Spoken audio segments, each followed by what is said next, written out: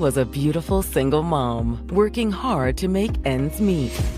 She was a lovable person, very friendly, outgoing. She's always been a hard worker, always. So it only made sense that she'd meet the man of her dreams on the job. Can I take you out sometime? I'd love that. As they grew to know each other, they became an item. She thought she had this picturesque future ahead of her. But that picturesque future crumbles in a matter of seconds. They observed a young woman lying on the ground in a pool of blood. She'd been shot 5 times in her upper torso. They observed a white male on the front porch. The house was completely ransacked. What initially appears to be a simple robbery gone wrong is anything but. This is where I need you to be honest with me.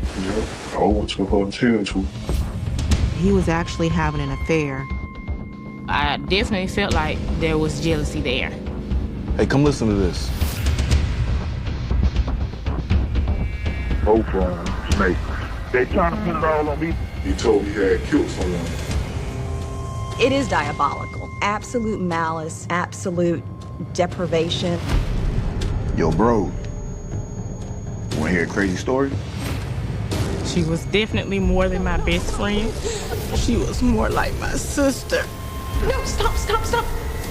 There's nothing to me like this. That's what the Lord is working.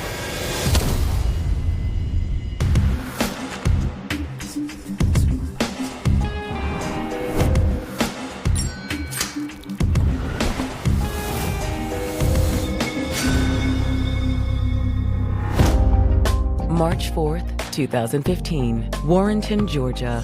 It's a quiet Wednesday morning in this charming town situated 100 miles east of Atlanta. Warrenton, Georgia is between 5,000 and 6,000 population-wise. So it is a very, very small community. Does it have crimes there? Yes. Are crimes very prevalent there? No. Most people there are just good old calm country folks that go to work and come home and enjoy life. At 11 a.m., Warrenton resident Donnie Brock is driving past his cousin's home when something catches him off guard. As he approaches the home, he sees 2 men sprint across the street and get into a silver pickup truck before speeding off. But that's not all. He sees an individual lying motionless on the front porch of that residence. Oh my God. Donnie immediately calls his cousin, Sam Murphy, who owns the home. Yo. Man, I think there's a dead body on your front porch. What? Yo, call police. I'll be over there as soon as I can. Donnie hangs up with his cousin and makes the call to 911. Yes, hi. We need some assistance on Mitchell Road. When law enforcement arrived at the residence, they observed a white male on the front porch. He's laying in a pool of blood and looks to have several gunshot wounds. No pulse. It's clear he has succumbed to his injuries. There is no use trying to save him. Let's clear the home. Not knowing what they'll find inside, police open the front door with guns drawn, keeping their eyes peeled for a possible suspect. The house was completely ransacked.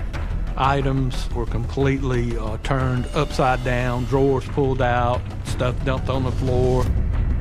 Someone or some people were going through drawers and flipping over the beds and like they were searching for something. And in the master bedroom, police realize they have a second victim on their hands. They observed a young woman lying on the ground in a pool of blood. She'd been shot 5 times in her upper torso. There were zip ties placed around her wrist. They determined that she did not have a pulse. We've got another victim in here, guys.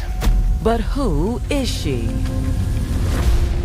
Where's Tanisha? Is she okay?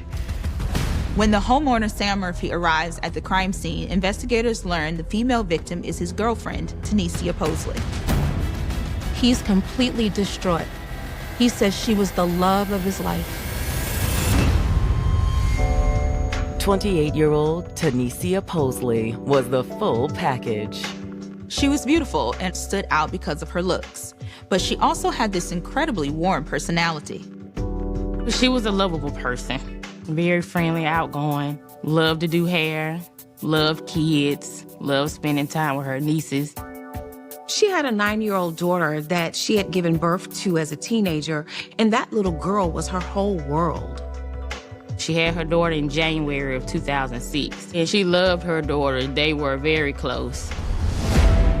As a young single mom, Tanisha worked hard to provide for her daughter. She made the best of it by working at the dollar store, where everyone loved her. Have a good one. She's always been a hard worker, always. And it was at work in 2014 when Tanisha's beauty caught someone's eye. You find everything okay? Yeah, I did, thanks. How was your day? Good. Thanks for asking. His name was Sam Murphy. There was a definite attraction that neither of them could deny. Sam was also a single father. He had a 2-year-old child.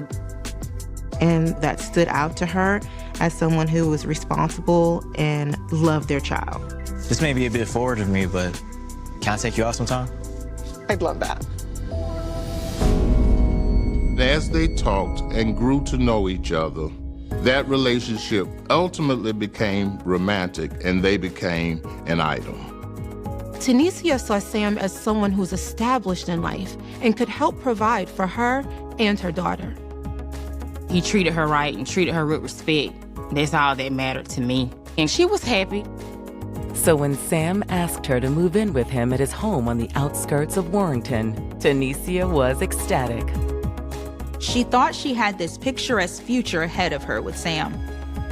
They were a really, really nice couple. But now, instead of getting to enjoy their happily ever after, tragedy has struck, and Tanisha Posley has been found shot to death inside her and Sam's bedroom. The question now is, how did she end up dead inside of their residence? And Tanisha isn't the only victim at the crime scene.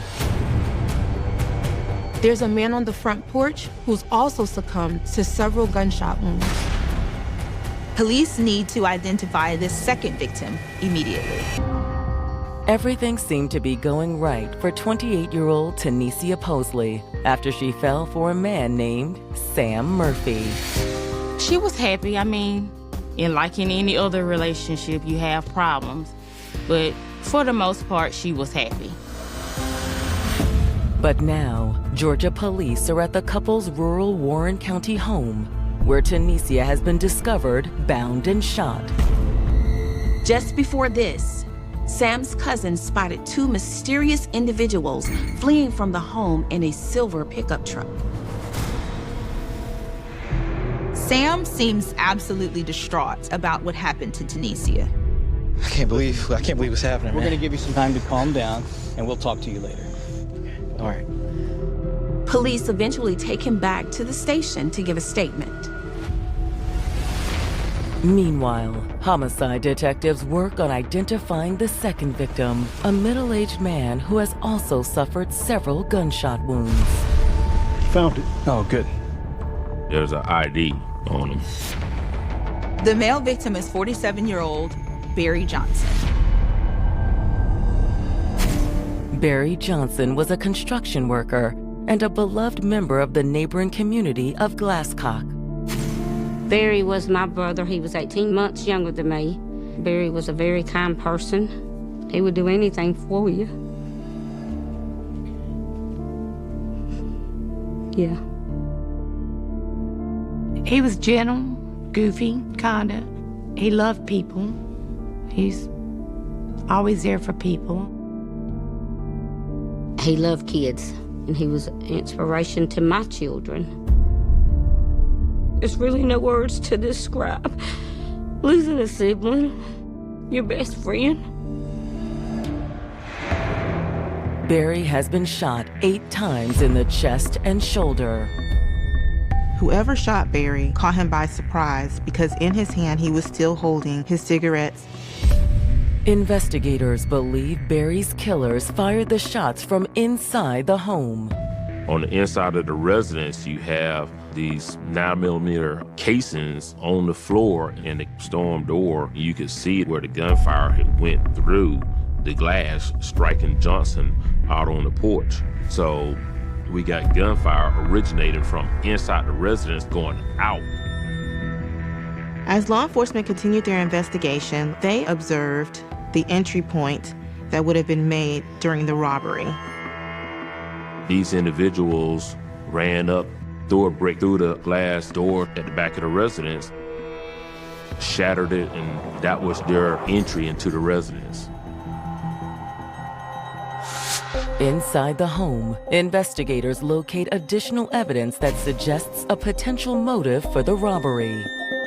They observed drug paraphernalia along with burner phones, and they determined that this could possibly have been a drug house. To investigators, it's clear they're dealing with a robbery gone wrong. But what isn't clear is, what was Barry Johnson doing here? What's his connection to Sam and Tanisha? In their search for answers, detectives return to police headquarters and sit down with the homeowner, Sam Murphy. Sam was very distraught and concerned for what has happened. Everybody knows, man. That's why I can't see no other. Why they even do that, man?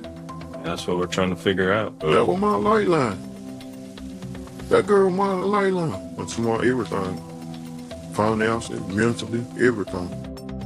Even though Sam is upset, detectives have some tough questions they need to ask him. All right, this is where I need you to be honest with me. Yep, I would tell you. Okay. Have you been selling dope? I'm sorry. All right. What do you sell? Marijuana? Crack. During our interview with Sam Murphy, he admitted to us that he was a drug dealer and that he often dealt drugs from his residence, and it was not uncommon for people to come by his residence to purchase crack cocaine. So some people do know where you live then? Yeah, yes, no. I mean, about 3, 4, something. He did advise that he only sold to just a few close people to him. Which is where Barry Johnson comes in. What he told us was that's the reason Barry Johnson was at his residence to purchase crack cocaine. Sam believes Barry and Tanisha were just collateral damage in the assailant's plot to rob him of his drugs.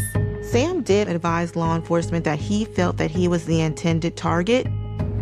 They killed her, they were going down, so kill me if I've been there. But the question is, why wasn't Sam at home when the break-in took place? That's when Sam drops a bombshell that will turn the case on its head. I want to see a female. He had to reveal that he was actually having an affair with another woman.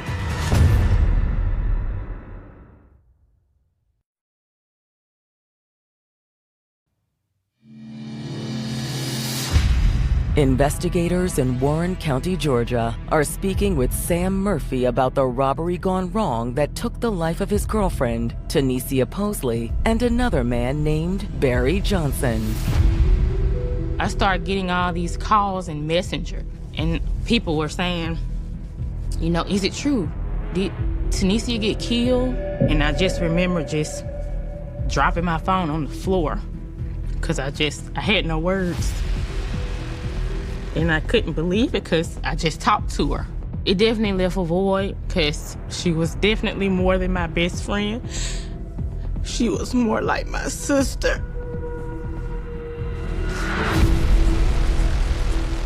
It's possible Sam Murphy was the intended target, and Tanisha and Barry were just collateral damage. Sam admits that he'd been dealing drugs out of the home, and illegal drug activity tends to go hand in hand with violence.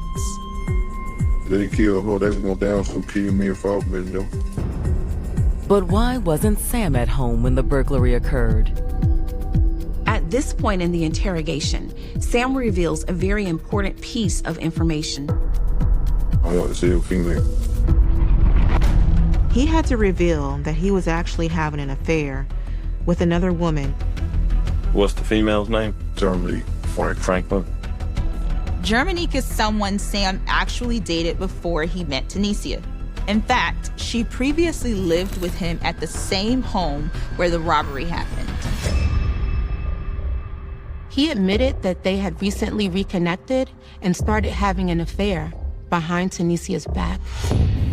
Sometimes they would plan to have rendezvous with each other. Sometimes there would just be spur-of-the-moment encounters. And on the day of the murder, Sam claims he had spent the entire afternoon with Germanique. All right, where'd y'all meet at? The Midwest. He told us he drove to Rennes, Georgia, which is probably about 15 miles away, and had a rendezvous or sexual relationship with Germanique Franklin. He was there when he got the call about Tanisha. Detectives are eager to speak with Germanique to confirm Sam's story. When they contact her, she's very forthcoming and willing to help. Thanks for coming in to speak with us, Germanique. Of course. Now, let's start with your relationship with Sam Murphy. Were you in a sexual relationship with him? Yes. She essentially verified the information that Sam Murphy had provided us in that they had met at this particular hotel for sexual purposes. So you can confirm he was with you at the hotel from 10 to 11 a.m. this morning? Yeah, I mean, I still have the hotel receipts.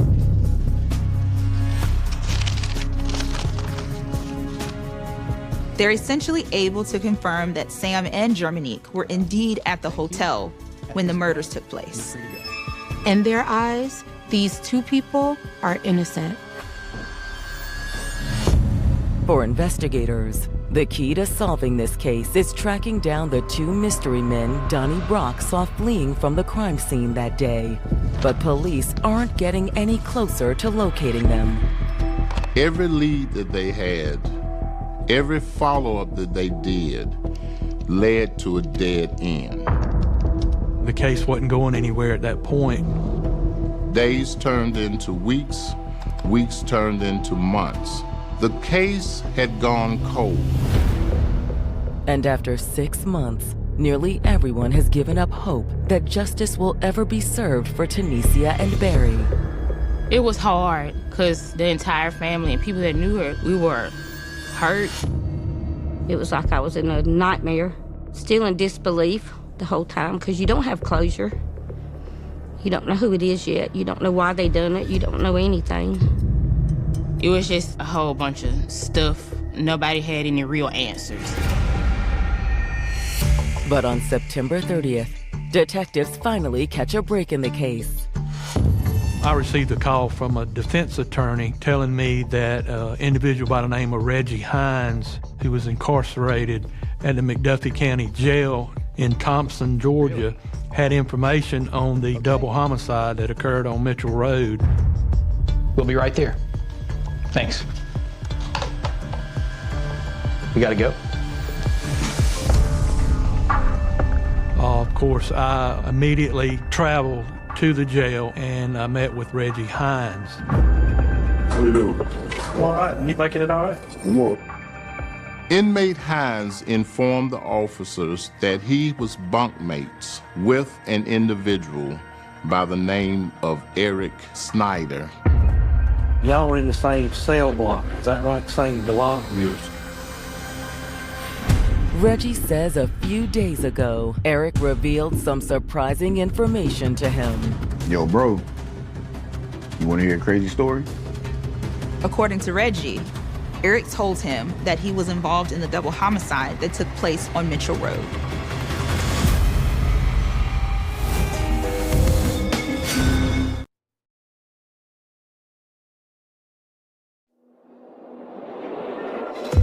Six months after Tanisha Posley and Barry Johnson were found shot to death, Georgia investigators have received a promising tip from a local inmate.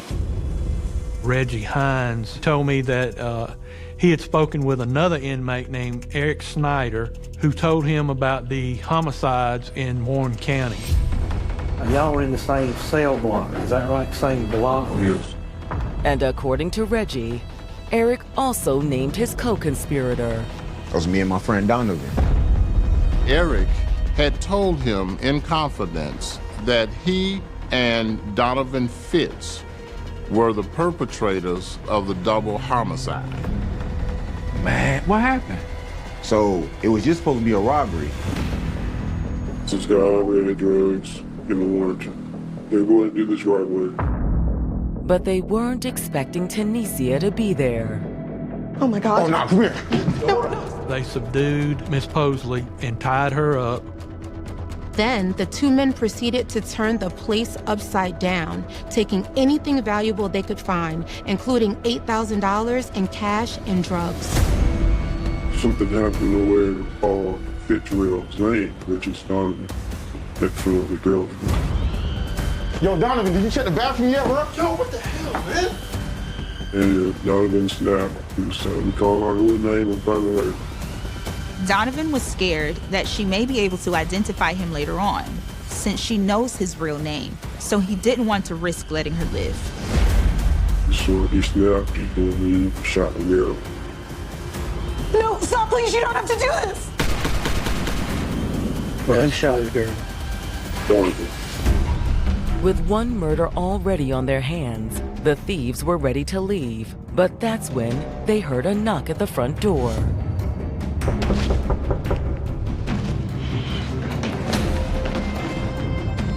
Who thought the neighbor was at the door and she heard the shots. But in reality, it wasn't the neighbor. It was Barry Johnson who was there to visit Sam. Sam! Barry! Everything okay in there?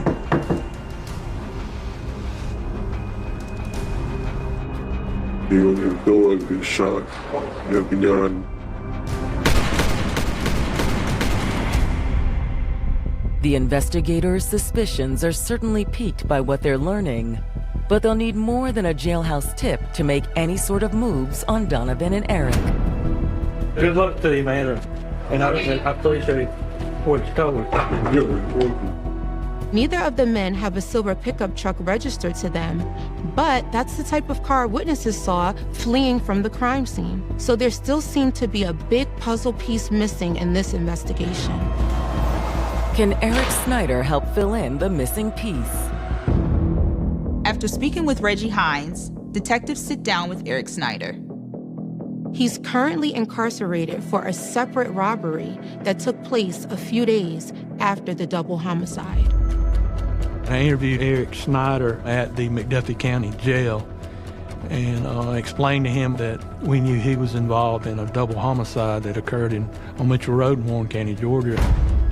Right off the bat, Eric just denies. Well, I didn't know nothing about the murder, gun deals and the murder. I ain't had nothing to do with it.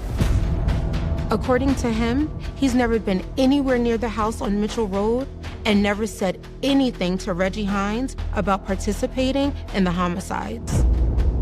No, I didn't talk to anybody about it. I never talked to anybody about it. So if anybody told us any information that you relayed to them about this homicide or any other homicide, saying that you were involved, that would be... It's a complete lie. A lie. Eric even claims to have an alibi. He said he was in court for a possessions charge at the time the double homicide took place.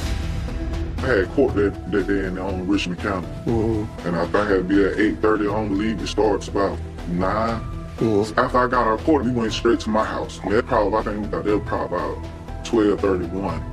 However, Eric does admit that he saw his friend Donovan Fitz later that same day, and Donovan wasn't alone. Donovan had his girlfriend with him, and his girlfriend was Germanique Franklin.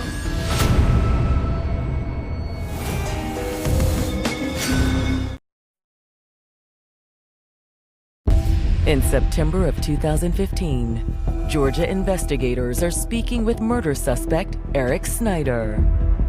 After receiving a tip from a local inmate, police believe Eric and his friend Donovan are involved in the double homicide of Tunisia Posley and Barry Johnson.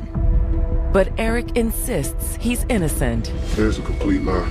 He quickly wanted to dispel the fact that he had anything to do with this murder. He claimed he was at a court hearing for an unrelated drug possession charge at the time the homicide took place. However, Eric admits that he and Donovan met up later that afternoon. Donovan came over to Eric's place with his girlfriend, Germanique Franklin. Investigators immediately recognize Germanique's name. Tanisha Posley's boyfriend, Sam Murphy, was admittedly having an affair with Germanique Franklin, and they were together at a local hotel when the homicide took place. But just like Sam, Germanique was in another relationship. This entire time, she's been in a relationship with Donovan Fitz, who is now a suspect in the murder of Sam's girlfriend. This seemed like more than just a coincidence. Eric tells detectives that when Donovan and Germanique arrived at his home, something immediately seemed off. They came to my house, I think it was about 2:30, maybe. He was sweating, looking kind of nervous, so I was like, what's going on? Hey, baby, go inside the house right quick. I'm gonna talk to my homeboy about something. All right. Eric claims he never anticipated what Donovan said next. He said he had went to rob a house in Warrington, and he told me he had killed someone. Well, how many people were shot? He said it was 2 people. Okay, when Donovan told you what he had done, was she present? No, ma'am, she wasn't present. We was outside talking. She was in the house. So it was never all three of y'all discussing what happened. Eric claims that Donovan had committed these murders by himself. But investigators aren't going to just take his word for it. They still suspect that he was involved in the crime and was there with Donovan that morning. Back at the station, detectives take a closer look at Eric's alibi for the morning of March 4th. He told us that he, in fact, was in court in Richmond County Misdemeanor Court that morning and could not have been a part of that homicide. Well, I spoke with the attorney, and she said it was a situation where the attorneys stand up for their clients and say whether they're going to plead guilty or not guilty. And a lot of times the defendants don't show up. And there's really no way of knowing if Eric had actually showed up for court or not.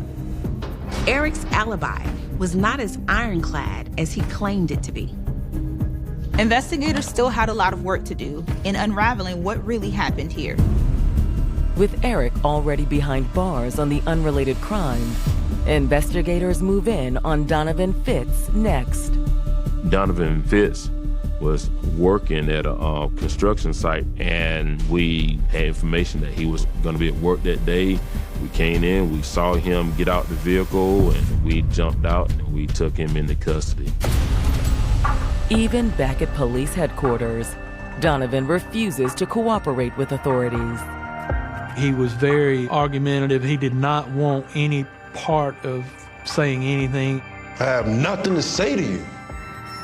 He told me that he had an attorney, and of course I did not attempt to question him any further, and he was taken to jail.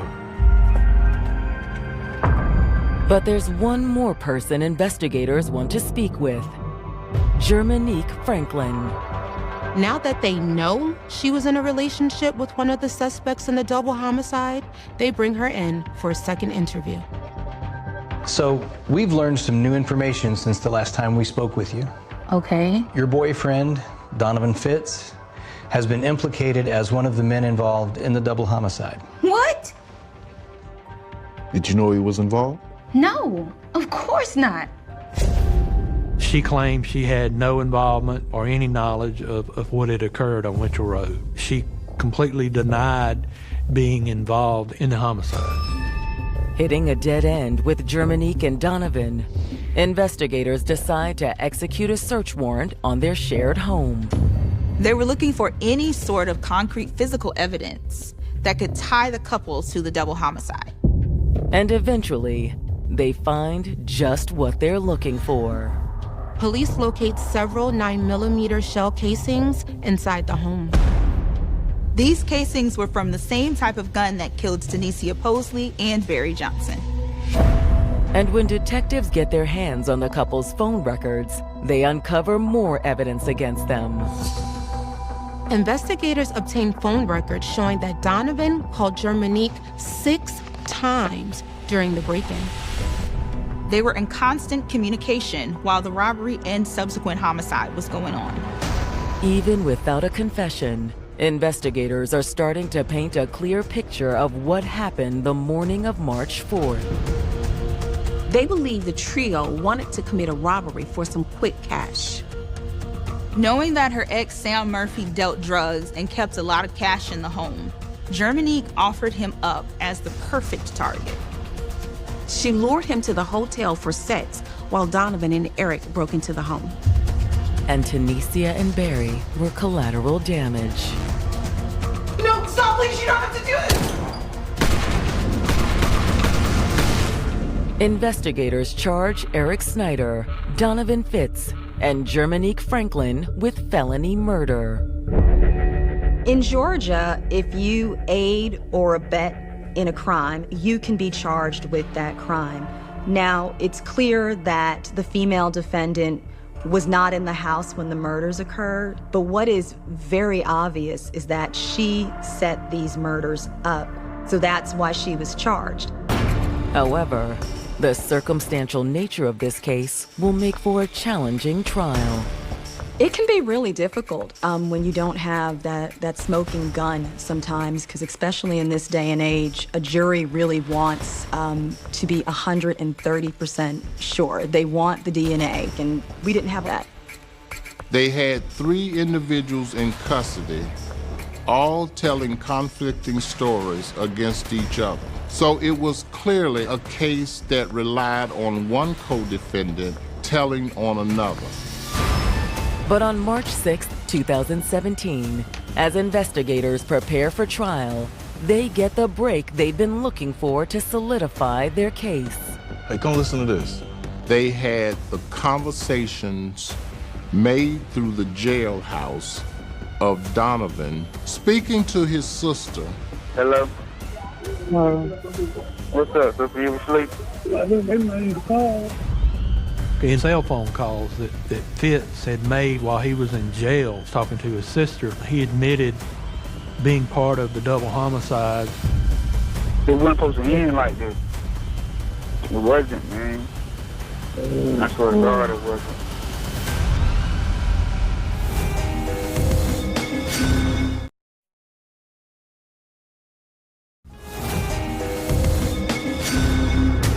Two years after the double homicide of Tanisha Posley and Barry Johnson, Georgia investigators have finally charged 3 alleged co-conspirators with the crime: Eric Snyder, Donovan Fitz, and his girlfriend, Germanique Franklin. Investigators were a little concerned going into the trial because of how circumstantial their case was. None of the defendants had actually confessed to their involvement. There really wasn't a smoking gun. Until investigators receive a damning new piece of evidence on March 6th. Come listen to this. When making calls from the jail, Donovan Fitz literally confessed to the crime to his sister. So you did the shoe? No, but I was there. I had a big part of it. Why did you do it? I needed money. I needed everything. I mean, I ain't worth that though, boo. I know, man. I know. I f***ed up. It wasn't supposed to go like that, man. It wasn't supposed to end like this, man. And he also talked about that they didn't intend to kill anyone and that it just happened. However, most damning of all is what Donovan says about his co-defendants, Eric Snyder and Germanique Franklin. Both of them snakes. Germanique trying to put it all on me, like I'm just a crazy boyfriend. She the one who told me about it, where his house was and everything. And everybody said she was a mastermind behind it. She was the one who did it, like she had something to do with it. Yeah. He had named Germanique Franklin as setting it up, knowing the residence, knowing the fact that there would be money and drugs at the residence. He claimed that it was Germanique's idea for them to go over there. We need to get this to the state attorney's office immediately. You bet we do. When the trio's murder trial gets underway in August 2017, prosecutors don't hold back. In the opening arguments, prosecutors contend that the crime organized by Germanique Franklin and committed by her boyfriend, Donovan Fitz, and his friend, Eric Snyder, was brutal beyond belief. Germanique knew exactly what she was doing. I believe that she may have thought that there was a possibility that Tanisha could have been inside of the home. For her, it wasn't just about the money, but there was a level of jealousy that the female defendant would have had to the new girlfriend. I just know from being a woman that, you know, when you have a good relationship with someone, you'll have other women out there that are jealous of what you have. You will have females, you know, that just want your life. So I kind of feel like, you know, she knew Tanisha, she knew what type of person she was. So I definitely felt like there was jealousy there. After Germanique lured Sam to the hotel for sex, Donovan and Eric made their move. They throw the brick through the glass door and go in. Before Tanisha had a chance to react, they tied her up with zip ties and left her helpless on the bedroom floor while they ransacked her home.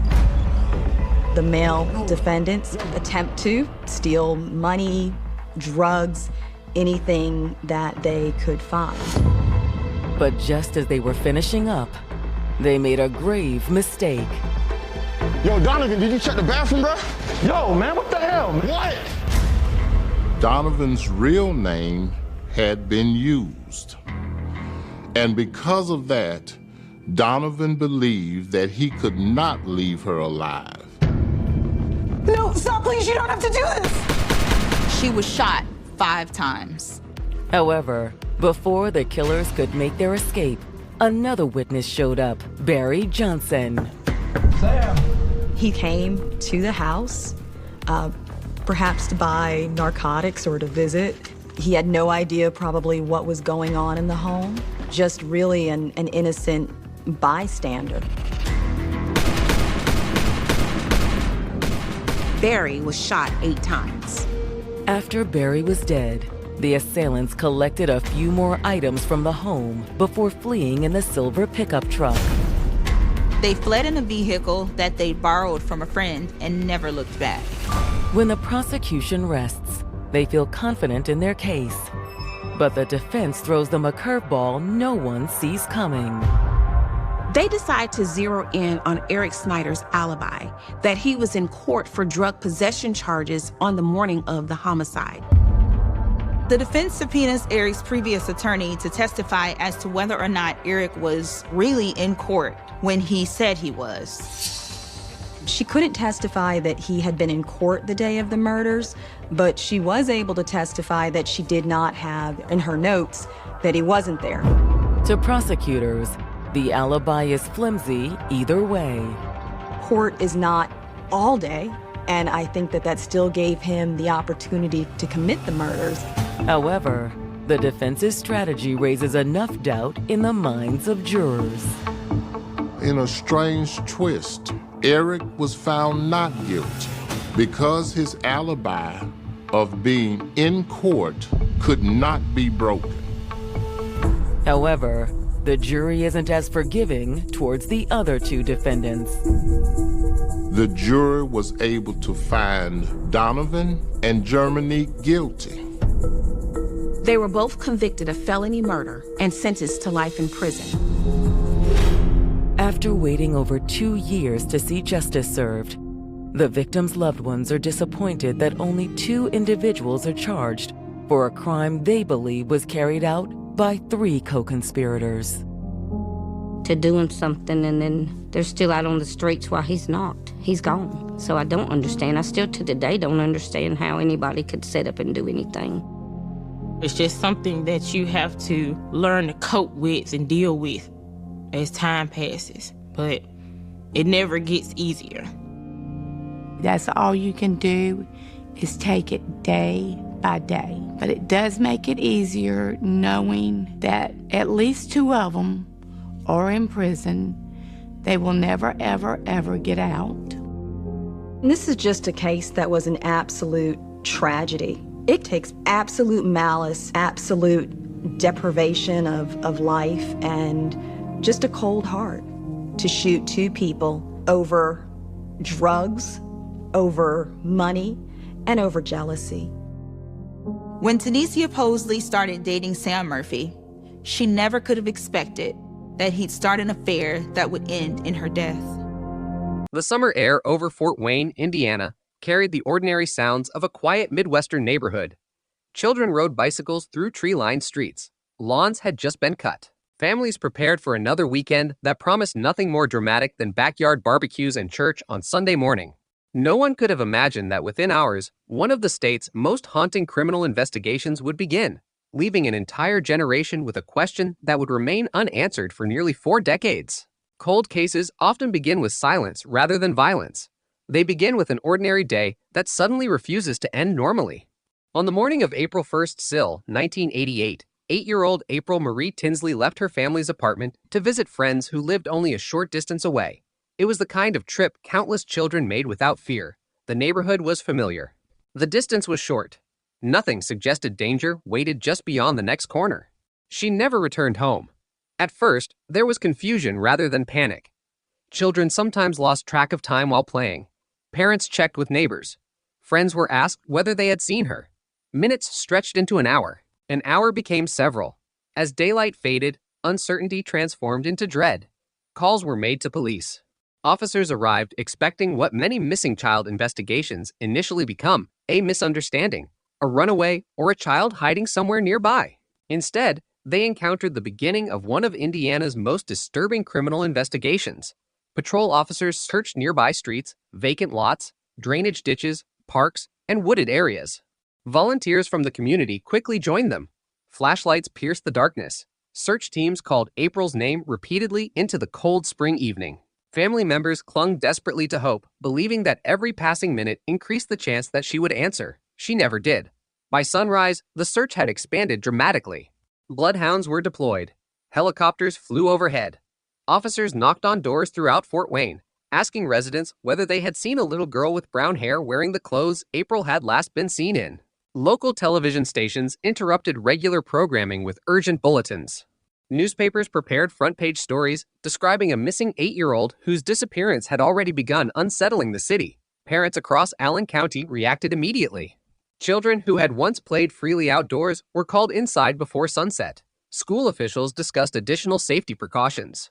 Rumors spread rapidly, each more frightening than the last. Yet investigators possessed almost nothing concrete. There were no confirmed eyewitnesses who had seen April after she left to play. No obvious suspect emerged. No clear explanation fit the growing mystery. 3 days later, hope ended. On April 4th, 1988, a cyclist traveling through rural DeKalb County discovered the body of a young girl lying in a ditch along a country road approximately 20 miles from Fort Wayne. The isolation of the location was striking. Whoever had left the child there had chosen a place where discovery might take time. Investigators rushed to the scene. The victim was identified as April Tinsley.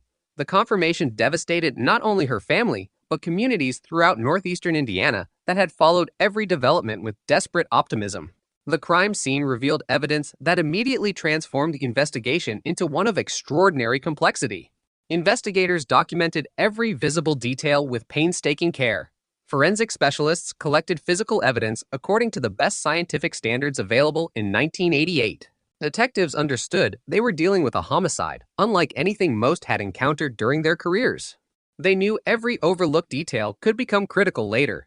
The autopsy established that April had been sexually assaulted before being murdered. The brutality of the crime stunned even experienced investigators. There was no apparent connection between the victim and her attacker.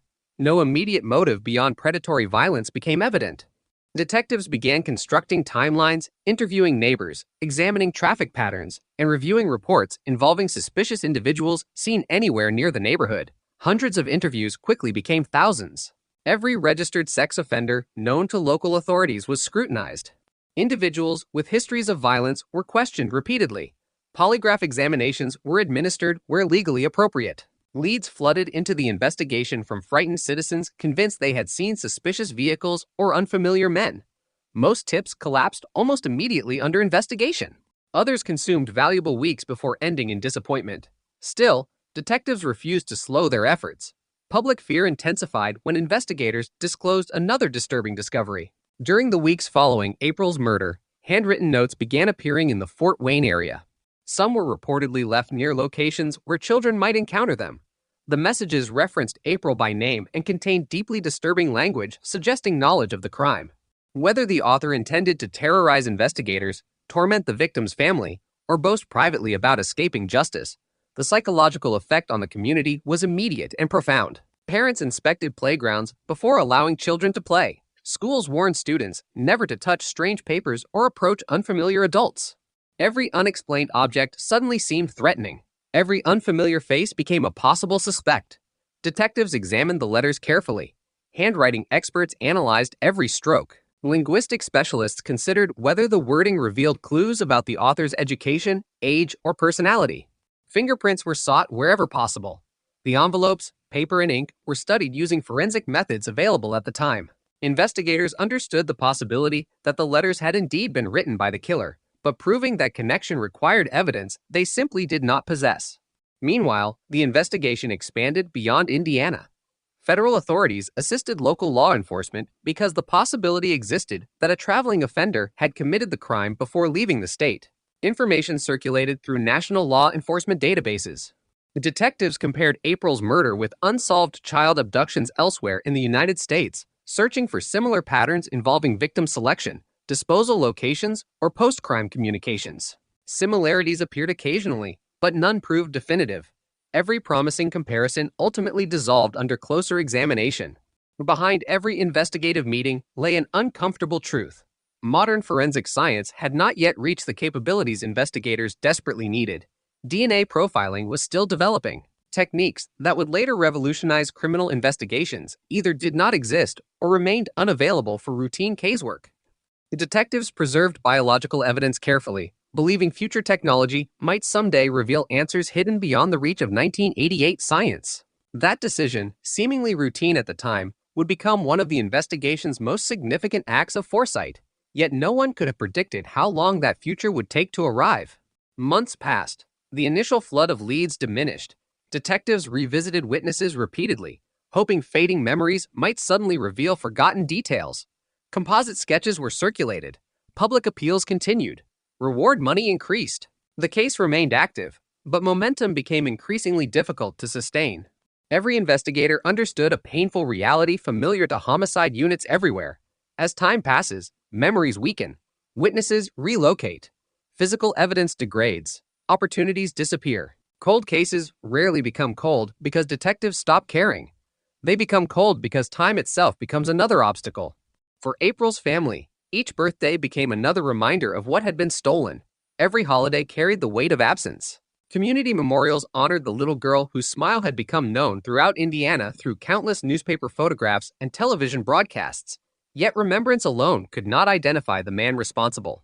Investigators refused to abandon the file. Shelves filled with interview transcripts, laboratory reports, maps, photographs, evidence logs, and handwritten notes documenting years of relentless effort. Younger detectives entering the department learned the case from veterans who had spent countless hours chasing leads that ended nowhere. The investigation became more than a file number. It became an obligation passed from one generation of investigators to the next. Then, in 1990, nearly 2 years after April's murder, another development reignited fear throughout Fort Wayne. Additional anonymous messages connected to the case surfaced, again containing disturbing references interpreted by investigators as possible communications from the offender. The content suggested someone continued following public attention surrounding the murder. Detectives intensified efforts to trace the source, examining handwriting comparisons, delivery methods, and every forensic possibility available. Public anxiety surged once again. Parents who had slowly begun relaxing restrictions tightened them immediately. The possibility that the killer remained nearby, watching, waiting, perhaps even enjoying the community's fear, became almost impossible to ignore. Yet, despite renewed investigative activity, no arrest followed. The letters became another haunting element within an already disturbing mystery, simultaneously providing hope that the offender had exposed himself and frustration because those clues still refused to reveal his identity. Years gradually accumulated. Advances in forensic DNA analysis transformed criminal investigations across America. Cases once considered impossible suddenly produced suspects through microscopic biological evidence. Detectives responsible for April's file monitored every scientific breakthrough closely. Evidence preserved since 1988 was re-examined repeatedly as laboratory methods improved. Each advancement generated cautious optimism. Each new round of testing offered another possibility that science might finally succeed where conventional investigation had failed. Still, the answers remained frustratingly beyond reach. The murder of April Tinsley had evolved into something larger than a single criminal investigation. It had become a symbol of persistence, loss, and the relentless pursuit of justice despite decades of disappointment. Detectives understood that somewhere, a man had lived freely while generations of investigators continued searching for the mistake that would finally expose him. None of them could yet know that the breakthrough they needed would not come from a confession, an eyewitness, or a forgotten piece of paperwork, but from a revolution in forensic genetics that would forever change the way cold cases were investigated across the world. The investigation entered its second year carrying the weight of thousands of unanswered questions. Every detective assigned to the April Tinsley case understood that the first 48 hours of any homicide often determine its future. Yet this case had defied every expectation from the beginning. The obvious suspect had never appeared. No reliable eyewitness could identify the person responsible. The killer had vanished almost as completely as if he had never existed. What remained was an expanding archive of evidence, interview transcripts, crime scene photographs, forensic reports, handwritten notes, and thousands of individual leads that demanded attention. Every page represented another possibility. Every possibility carried the hope that somewhere inside the growing mountain of paperwork lay one overlooked detail capable of changing everything. Investigators reconstructed April's final known movements minute by minute. Officers returned repeatedly to the neighborhood where she had lived, measuring walking distances, documenting sightlines, studying traffic patterns, and identifying every residence from which someone might have witnessed part of her journey. Children who had been playing nearby were interviewed with extraordinary care. Detectives knew that young witnesses often remembered details adults ignored: a vehicle parked where it did not belong, a stranger asking unusual questions, a face seen only briefly but remembered because it seemed out of place. Specialists trained in interviewing children attempted to recover every possible fragment of memory without introducing suggestion. Most recollections were sincere but incomplete. Some contradicted one another. Others could never be independently verified. None identified the killer. Attention quickly shifted toward vehicles. Detectives believed the abduction had likely occurred rapidly. There was little indication of a prolonged struggle in public view. That suggested an offender who either gained the child's trust long enough to bring her close to a vehicle or forced her inside before anyone nearby realized what had happened. Every report involving suspicious vans, pickup trucks, sedans, or unfamiliar automobiles became part of the investigation. Hundreds of vehicle registrations were examined. Owners were interviewed. Mechanics were asked whether unusual repairs had been requested shortly after the murder. Salvage yards were contacted. Used car dealers were questioned. Each promising lead dissolved under scrutiny. The investigation widened beyond Allen County. Detectives contacted agencies throughout Indiana and neighboring states, comparing unsolved crimes involving children. They searched for common methods, similar victim profiles, and offenders who traveled regularly between communities.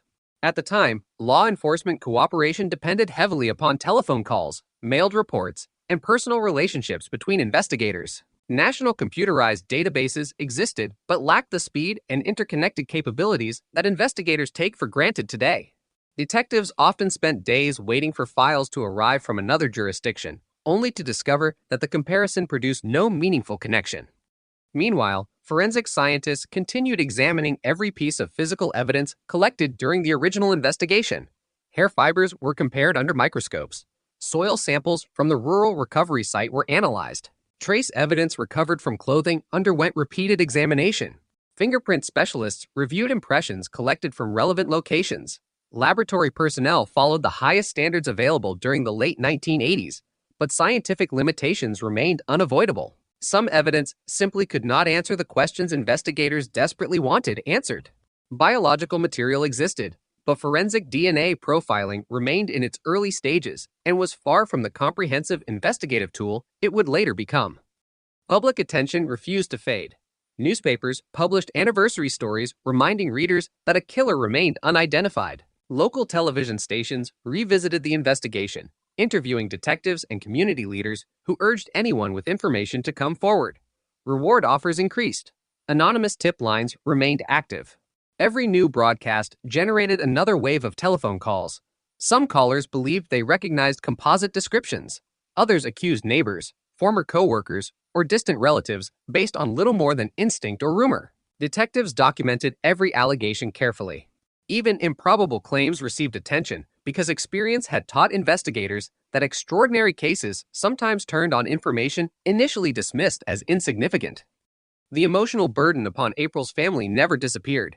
Every interview given to reporters required reopening wounds that had never truly healed.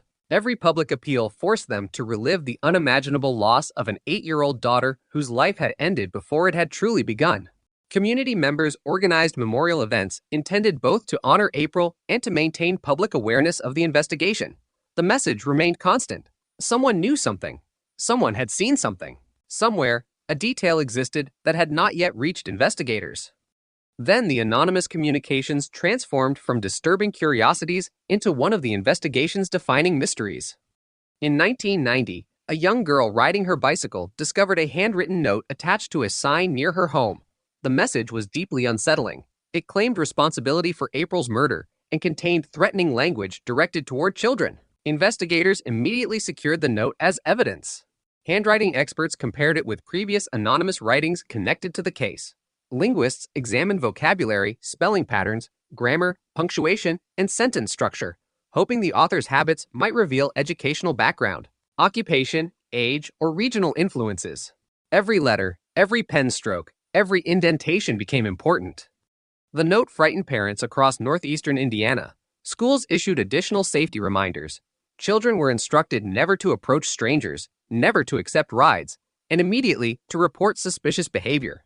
Fear returned with remarkable intensity because the message suggested that whoever had murdered April remained alive, free, and willing to communicate. Whether the author genuinely was the killer or merely someone exploiting a notorious crime, investigators had to assume the communication represented a legitimate threat until proven otherwise.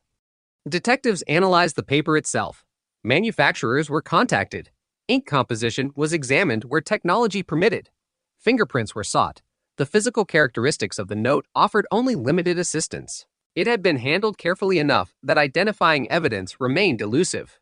Once again, investigators found themselves confronting a suspect who seemed consistently able to avoid leaving behind the type of evidence that could produce an arrest. Behavioral specialists considered another possibility. Criminal profilers examined the communications not as forensic evidence, but as psychological evidence. The individual responsible appeared interested in maintaining a connection to the crime long after the murder itself. That suggested someone deriving satisfaction from continued public attention, community fear, or the frustration experienced by investigators. Such behavior had been observed in certain offenders who viewed anonymous communications as a means of extending control over victims, families, and law enforcement. Yet profiling could describe possibilities. It could not identify a name. Investigators revisited convicted sex offenders throughout the region.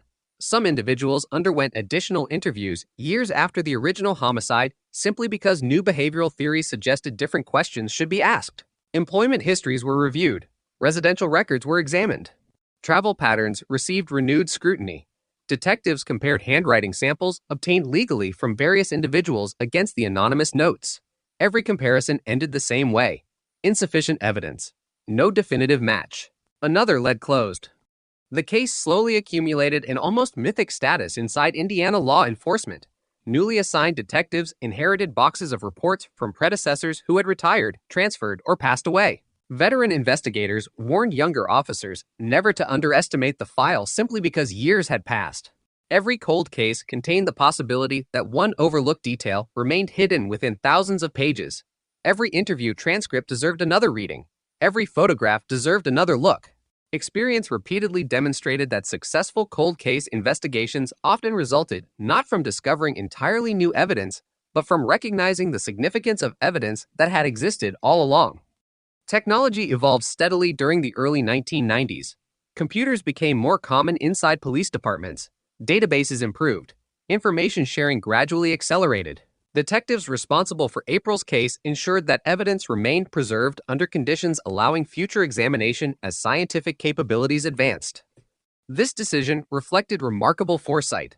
No one could predict precisely how forensic science would develop, but investigators increasingly believed that evidence impossible to interpret today might become decisive tomorrow. DNA profiling represented perhaps the greatest source of cautious optimism. During the late 1980s and early 1990s, forensic DNA had already demonstrated extraordinary potential in selected criminal investigations. However, testing required relatively large biological samples, laboratory procedures remained time-consuming, and national DNA databases capable of broad comparisons were only beginning to emerge. Detectives monitored these developments closely. Whenever laboratory improvements occurred, evidence from April's case was reconsidered to determine whether additional testing had become feasible. The passage of time created unexpected complications. Witnesses relocated across the country. Some died before investigators could ask follow-up questions generated by later discoveries. Memories inevitably faded. Individuals who had once remembered precise dates or conversations gradually became uncertain. Vehicles had been sold or destroyed. Businesses closed. Records disappeared under routine document retention policies. Every year that passed subtly altered the investigative landscape, making reconstruction of events increasingly difficult. Despite those obstacles, investigators refused to classify the murder as forgotten. Regular case reviews became standard practice. Teams assembled to challenge previous assumptions, questioning whether earlier conclusions had unintentionally narrowed the investigation too quickly. Fresh detectives approached the evidence without emotional attachment to theories developed years earlier. Sometimes they identified overlooked inconsistencies. Occasionally, they reopened leads previously dismissed. Although these reviews failed to identify the killer, they ensured the investigation remained active rather than dormant. Outside law enforcement, April Tinsley's name became synonymous with child safety campaigns throughout Indiana. Parents who remembered the spring of 1988 described it as the moment childhood changed. Before the murder, many neighborhoods embraced a level of trust now difficult to imagine. Children walked or rode bicycles independently through familiar streets. After April's death, that sense of security fractured. Parents established stricter rules. Schools expanded educational programs concerning stranger awareness. Communities recognized that unimaginable violence could arrive without warning, even in places long considered safe. For investigators, however, emotional consequences never replaced professional determination. Every anniversary served as another reminder that somewhere the offender continued living an ordinary life while carrying knowledge known only to himself. Detectives often wondered whether he followed media coverage, clipped newspaper articles, or quietly celebrated each passing year without arrest. Did he fear capture whenever another forensic breakthrough appeared in the news? Did he believe he had escaped forever? Those questions lingered unanswered, but one fact remained certain. The evidence preserved since 1988 still existed, waiting for scientific advances powerful enough to reveal what previous generations of investigators had been unable to see. At the time, no one inside the investigation could know that the revolution capable of breaking the case would not come from a dramatic confession or an unexpected eyewitness. It would emerge gradually through decades of scientific innovation, patient evidence preservation, and a revolutionary approach to forensic genealogy that had yet to be imagined, quietly transforming the future while April Tinsley's case continued waiting in silence. Years passed, but inside the Fort Wayne Police Department, the April Tinsley case never truly became a relic. It remained alive in filing cabinets, evidence lockers, and the minds of detectives who refused to accept that a child could be abducted, sexually assaulted, murdered, and left without accountability. Every anniversary of April's death brought renewed media attention. Her photograph reappeared on television screens and newspaper front pages. The same questions echoed year after year. Who had taken her? Why had no one recognized him? And how could someone commit such a brutal crime, then seemingly disappear without leaving a trail? By the early 1990s, investigators had accumulated thousands of pages of documentation. Interview summaries filled binders. Maps marked locations where witnesses reported seeing suspicious people or unfamiliar vehicles. Photographs from the crime scene had been examined countless times. Detectives often joked grimly that they could identify every tree, ditch, and gravel road surrounding the recovery site from memory alone. Yet familiarity with the evidence did not produce answers. The investigation evolved into what experienced detectives sometimes call a living file. Unlike closed investigations stored permanently in archives, this case remained active despite the absence of arrests. Every new lead, no matter how unlikely, required evaluation. Anonymous telephone calls arrived at all hours. Some callers genuinely wanted to help. Others repeated neighborhood rumors that had circulated for years. Occasionally, someone claimed to possess first-hand knowledge, only for investigators to discover the information had originated from newspaper articles published years earlier. Detectives understood another unfortunate reality. High-profile, unsolved murders often attract individuals who seek attention by inserting themselves into investigations. False confessions, fabricated witness statements, and invented theories consume valuable investigative resources. Each claim had to be examined carefully because dismissing a truthful statement as another hoax carried enormous risk. Yet pursuing every deception also diverted time away from productive investigative work. Balancing skepticism with openness became part of the daily challenge. The anonymous letters connected to April's murder remained among the investigation's most disturbing elements. Their existence suggested either extraordinary cruelty by an unrelated individual or continued psychological involvement by the killer himself. Behavioral experts revisited the writings repeatedly, searching for characteristics that earlier examinations might have overlooked. They considered sentence structure, spelling habits, word choices, punctuation patterns, and emotional tone. Some analysts believed the author displayed confidence bordering on arrogance. Others believed the messages reflected someone deeply invested in maintaining emotional control over both investigators and the community. The possibility that the killer continued living within northeastern Indiana received increasing attention. Detectives reasoned that someone willing to leave threatening communications might also feel comfortable remaining geographically close to the original crime. If true, residents could have encountered him regularly without realizing they were speaking to the individual responsible for one of the region's most notorious child murders. That possibility unsettled investigators as much as it frightened the public. Background investigations expanded dramatically. Detectives examined employment records, military histories, criminal convictions, traffic violations, property ownership, and residential changes involving hundreds of individuals considered even remotely relevant. Men whose names had surfaced during earlier interviews were revisited years later.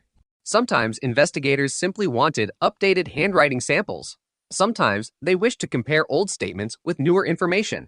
Minor inconsistencies occasionally emerged, but none developed into prosecutable evidence. Forensic science, meanwhile, advanced at a pace few investigators could have predicted. Throughout the 1990s, DNA technology became increasingly sophisticated. Laboratories required smaller biological samples. Testing methods improved in both accuracy and sensitivity. Cases that previously yielded inconclusive laboratory results suddenly produced usable genetic profiles.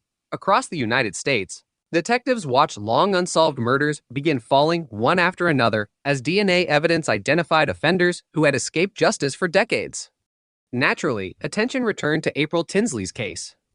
Evidence preserved since 1988 underwent renewed laboratory evaluation whenever significant improvements became available. Scientists handled each item with extraordinary caution. Biological evidence, once consumed during testing, could never be replaced. Every decision required balancing the possibility of obtaining valuable information against the risk of exhausting material that future technologies might analyze even more effectively. Those responsible for preserving the evidence years earlier had made an extraordinarily important decision. Instead of assuming available science represented the final word, they had carefully maintained biological samples for future examination. That foresight reflected an understanding shared by experienced homicide investigators. Scientific limitations rarely remain permanent. Technology changes. Methods improve.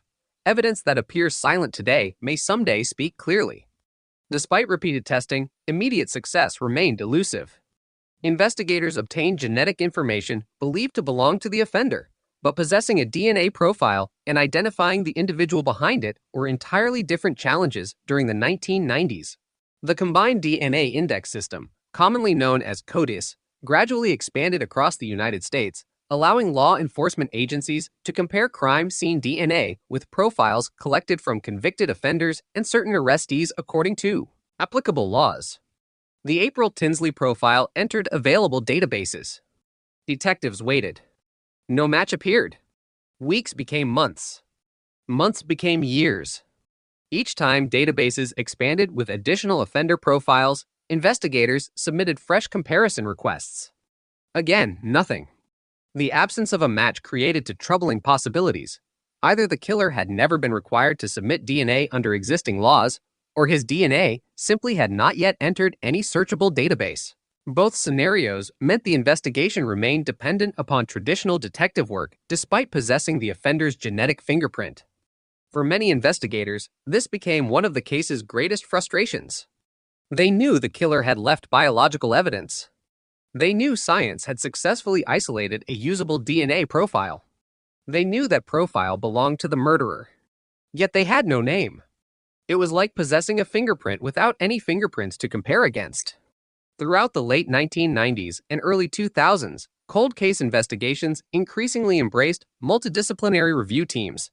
Detectives, prosecutors, forensic scientists, crime analysts, and behavioral specialists gathered around conference tables to reconsider evidence collectively rather than through isolated specialties. April's case received repeated comprehensive reviews. Participants challenged long-held assumptions. Could investigators have misinterpreted witness statements? Had attention focused too heavily on one geographic area? Had someone dismissed years earlier deserved closer scrutiny? Every theory underwent careful examination. None produced the breakthrough everyone sought. Outside the investigation, the world changed dramatically. Cell phones became common.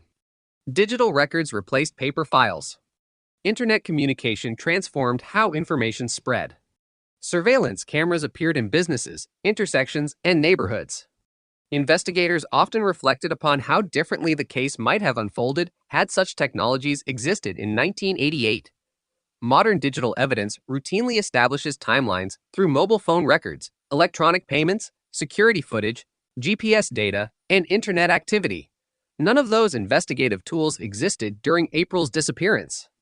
The killer had committed his crime during an era when disappearing required far fewer obstacles. Even so, detectives refused to surrender. New generations of investigators inherited responsibility for the file. Many had been children themselves when April disappeared. Some entered law enforcement inspired partly by cases exactly like this one. They approached the investigation with fresh perspectives while respecting decades of meticulous work completed before them. One recurring question never disappeared. Why April?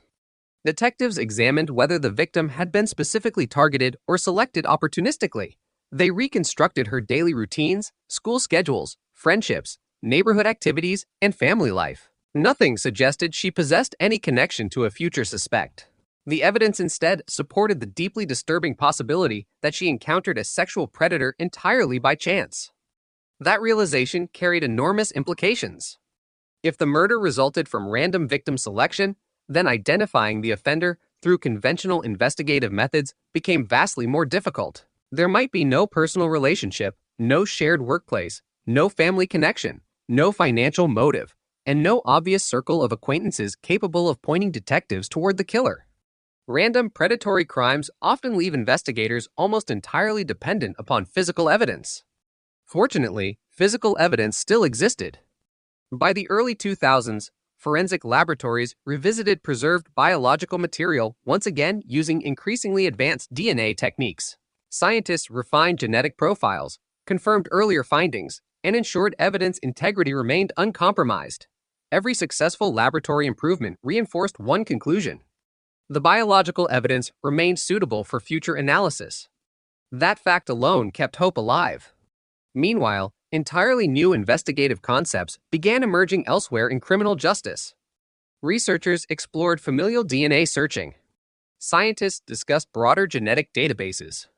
Genealogists demonstrated remarkable abilities to reconstruct extended family trees using historical records, birth certificates, census documents, marriage licenses, and public archives.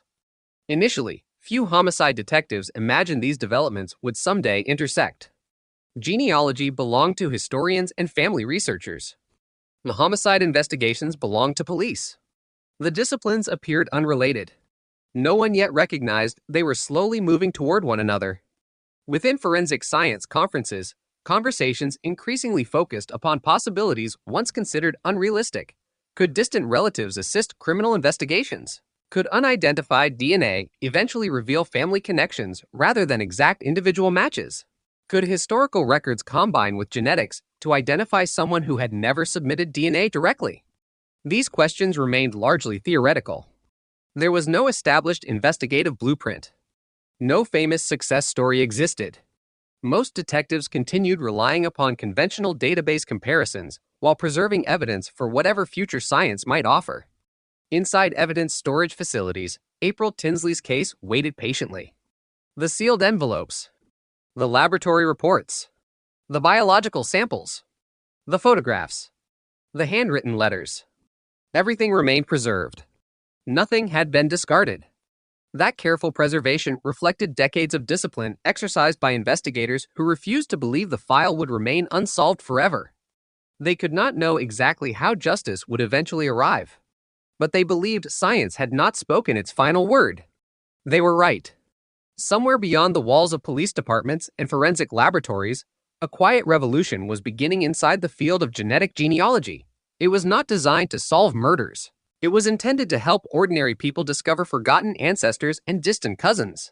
Yet within a few short years, that same technology would fundamentally reshape cold case investigations across America. The evidence waiting silently since the spring of 1988 would finally meet the scientific breakthrough capable of revealing what nearly 4 decades of traditional investigation had not. The investigation entered its third decade with an unusual combination of frustration and cautious optimism. Time had stolen witnesses, blurred memories, and erased countless opportunities that might have existed in the days immediately following April Tinsley's murder. Yet time had also delivered something investigators in 1988 could never have imagined. Forensic science was advancing faster than at any point in modern criminal history. Techniques once confined to research laboratories had become routine investigative tools. Cases that had gathered dust for decades were suddenly producing arrests. Across the United States, detectives responsible for long-forgotten homicides watched as DNA transformed impossible investigations into solvable ones. Still, the April Tinsley case refused to yield. The offender's DNA profile remained preserved, confirmed, and unquestionably linked to the crime.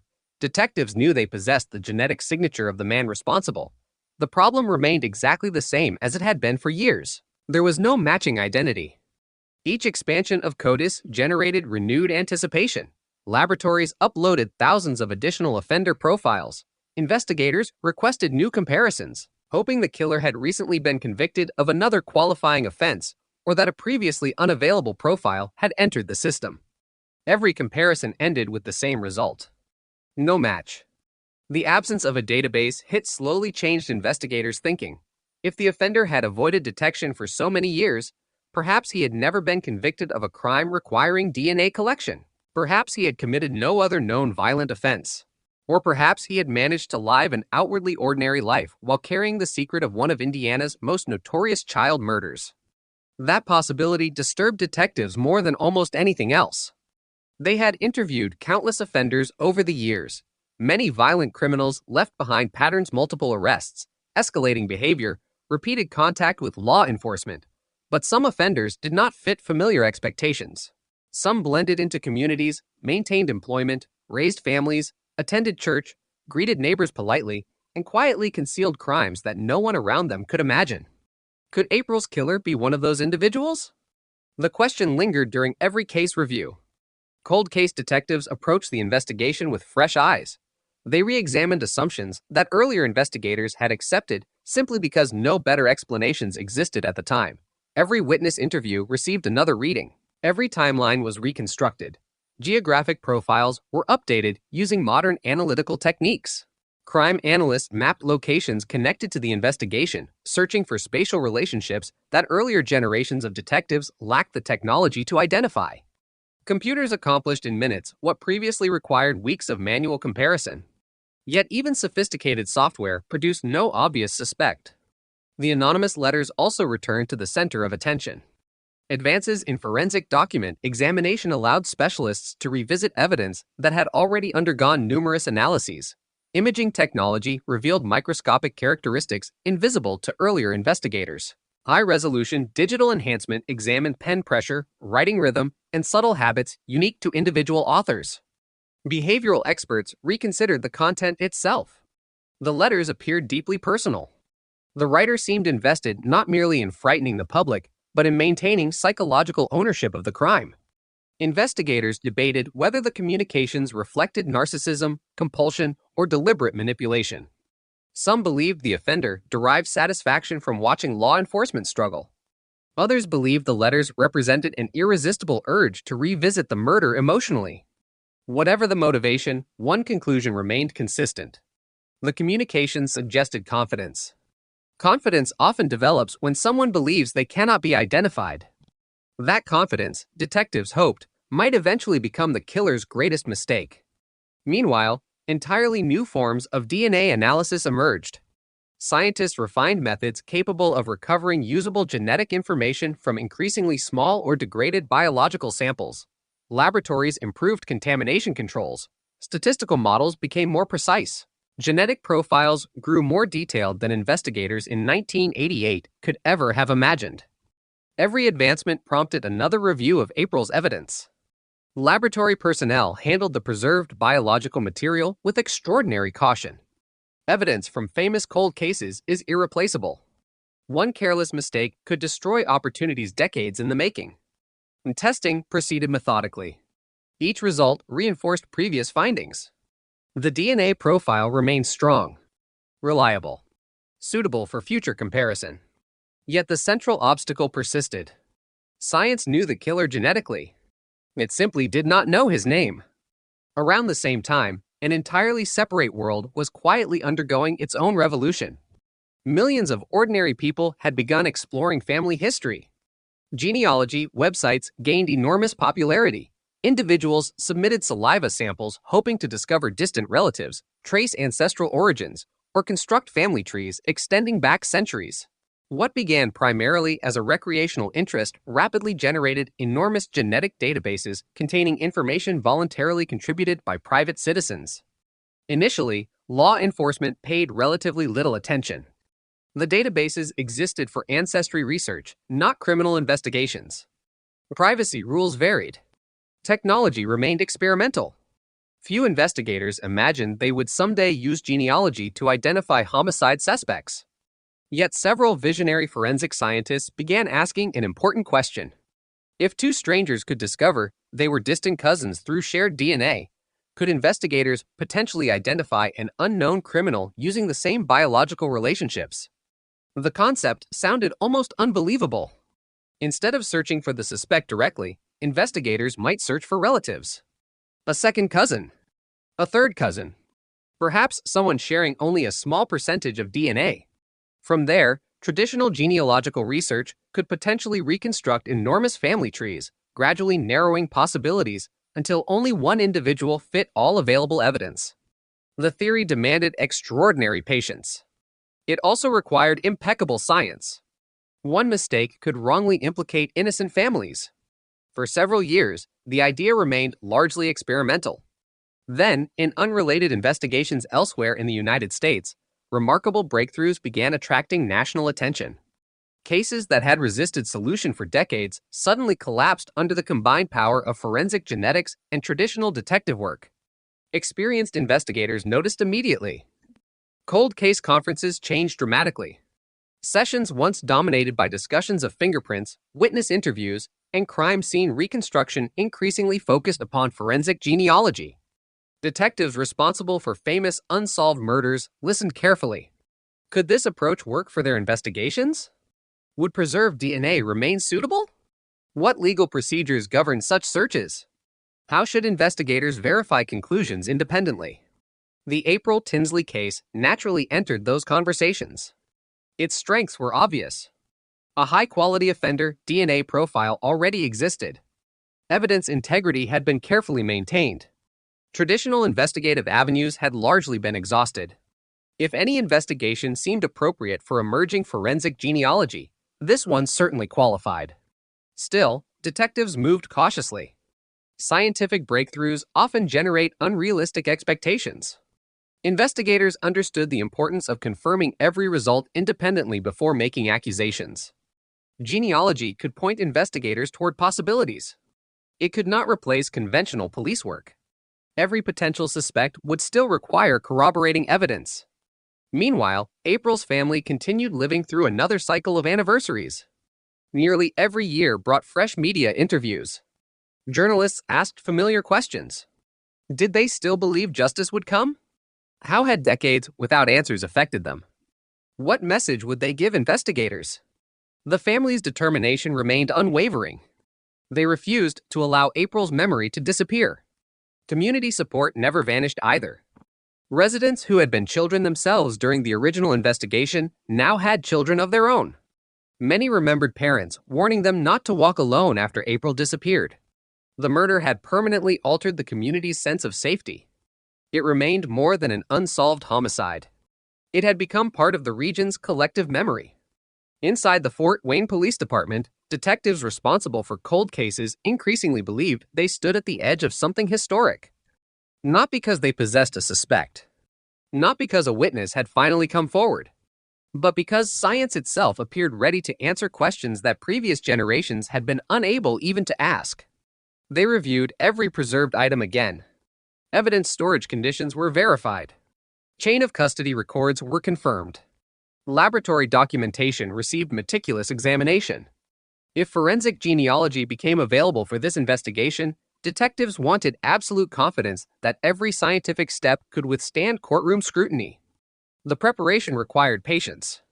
No shortcuts existed. Every decision might someday face cross-examination before a jury. Investigators understood that identifying a suspect after 30 years represented only part of the challenge. Convicting him would require proving guilt beyond a reasonable doubt using evidence collected decades earlier.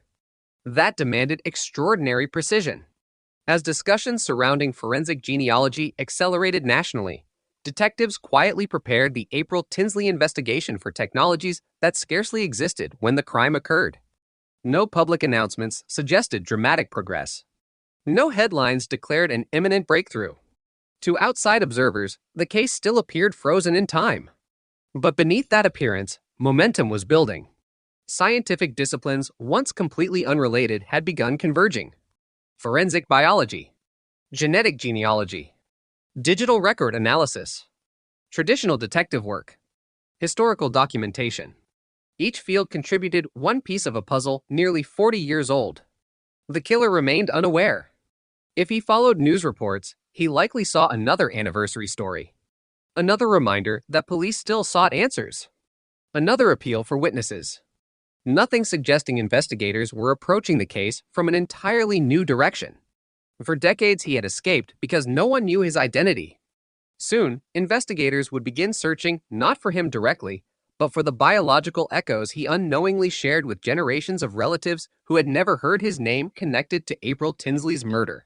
That subtle shift in strategy would become one of the most significant turning points in modern cold case history, proving that even the smallest fragments of inherited DNA could eventually illuminate secrets buried for nearly 4 decades. The strategy that would eventually reshape the April Tinsley investigation did not begin with a dramatic discovery inside an evidence locker or a witness walking unexpectedly into a police station. It began hundreds of miles away, inside laboratories and genealogy research centers where scientists and investigators were quietly proving that DNA could reveal far more than identity alone. It could reveal family. It could expose relationships separated by generations. It could connect people who had never met. Most importantly for law enforcement, it could point detectives toward individuals whose DNA had never been collected by police at all. For decades, investigators had relied on a straightforward principle: recover DNA from a crime scene, compare it against known offenders in law enforcement databases. If the individual had previously provided a sample under applicable laws, a match might appear. If not, the investigation reached another dead end. Genetic genealogy challenged that limitation completely. Instead of asking, "Whose DNA is this?" investigators could begin asking, "Who in this person's extended family has voluntarily submitted DNA for ancestry research?" The distinction was revolutionary. A direct match was no longer the only path toward identification. A distant cousin could become the first thread. That thread, patiently followed through generations of historical records, might eventually lead to the individual investigators had sought for decades. By the mid-2010s, several pioneering cases had demonstrated that this approach could work under carefully controlled circumstances, the results captured national attention within law enforcement. Detectives responsible for famous cold cases watched closely as investigators combined advanced DNA analysis with painstaking genealogical research to identify suspects who had escaped detection for decades. The April Tinsley investigation immediately stood out as an ideal candidate. The preserved biological evidence remained in excellent condition. The offender's DNA profile was already well established. Traditional investigative methods had been exhausted repeatedly. Most importantly, decades of careful evidence preservation meant the scientific foundation remained exceptionally strong. The Fort Wayne Police Department, working alongside forensic specialists and prosecutors, began evaluating whether genetic genealogy could legally and scientifically be applied to the case. This was not a decision made lightly. Every step required careful consideration. The technology remained relatively new. Legal questions continued evolving. Investigators understood that any identification produced through genealogy would still require independent confirmation using traditional forensic methods before an arrest could occur. Genealogy could generate investigative leads. It could not replace evidence. Once approval was obtained, forensic scientists prepared DNA recovered from the original evidence for specialized analysis. Unlike conventional forensic profiling designed primarily for law enforcement databases, genealogical research required a different type of genetic information.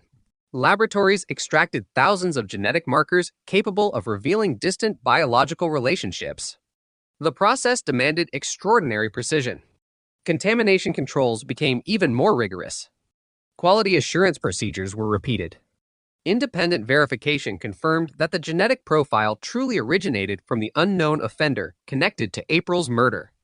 Only then did the genealogical phase begin. Investigators uploaded the appropriate DNA data into genealogy platforms that permitted law enforcement use under their applicable policies at the time. They waited. The search did not produce the killer's name. No one expected it to. Instead, the system identified individuals who appeared to share portions of DNA with the unknown suspect. Not siblings. Not parents. Not children. Much more distant relatives. Second cousins. Third cousins. Perhaps even more distant connections. For ordinary genealogy enthusiasts, these results simply represented extended family members previously unknown. For homicide investigators, they represented the beginning of an entirely new investigation. Professional genealogists joined the effort. Their work differed dramatically from conventional detective investigations. Instead of interviewing witnesses or examining crime scenes, they reconstructed enormous family histories, birth certificates, marriage licenses, death records, military service documents, obituaries, property records, census reports, newspaper archives, church registries, immigration documents. Every historical record became another piece of an expanding family tree. The process resembled assembling a puzzle containing thousands of pieces without knowing what the completed picture should resemble. Family branches extended backward through multiple generations before gradually moving forward again toward the present. Some branches grew rapidly. Others ended unexpectedly. Name changes complicated research. Adoptions required careful documentation. Multiple marriages created additional complexity. Investigators and genealogists worked together continuously, comparing historical research with known facts surrounding April's murder. Geography mattered. Age mattered. Sex mattered. Opportunity mattered. Family trees alone could not identify a killer.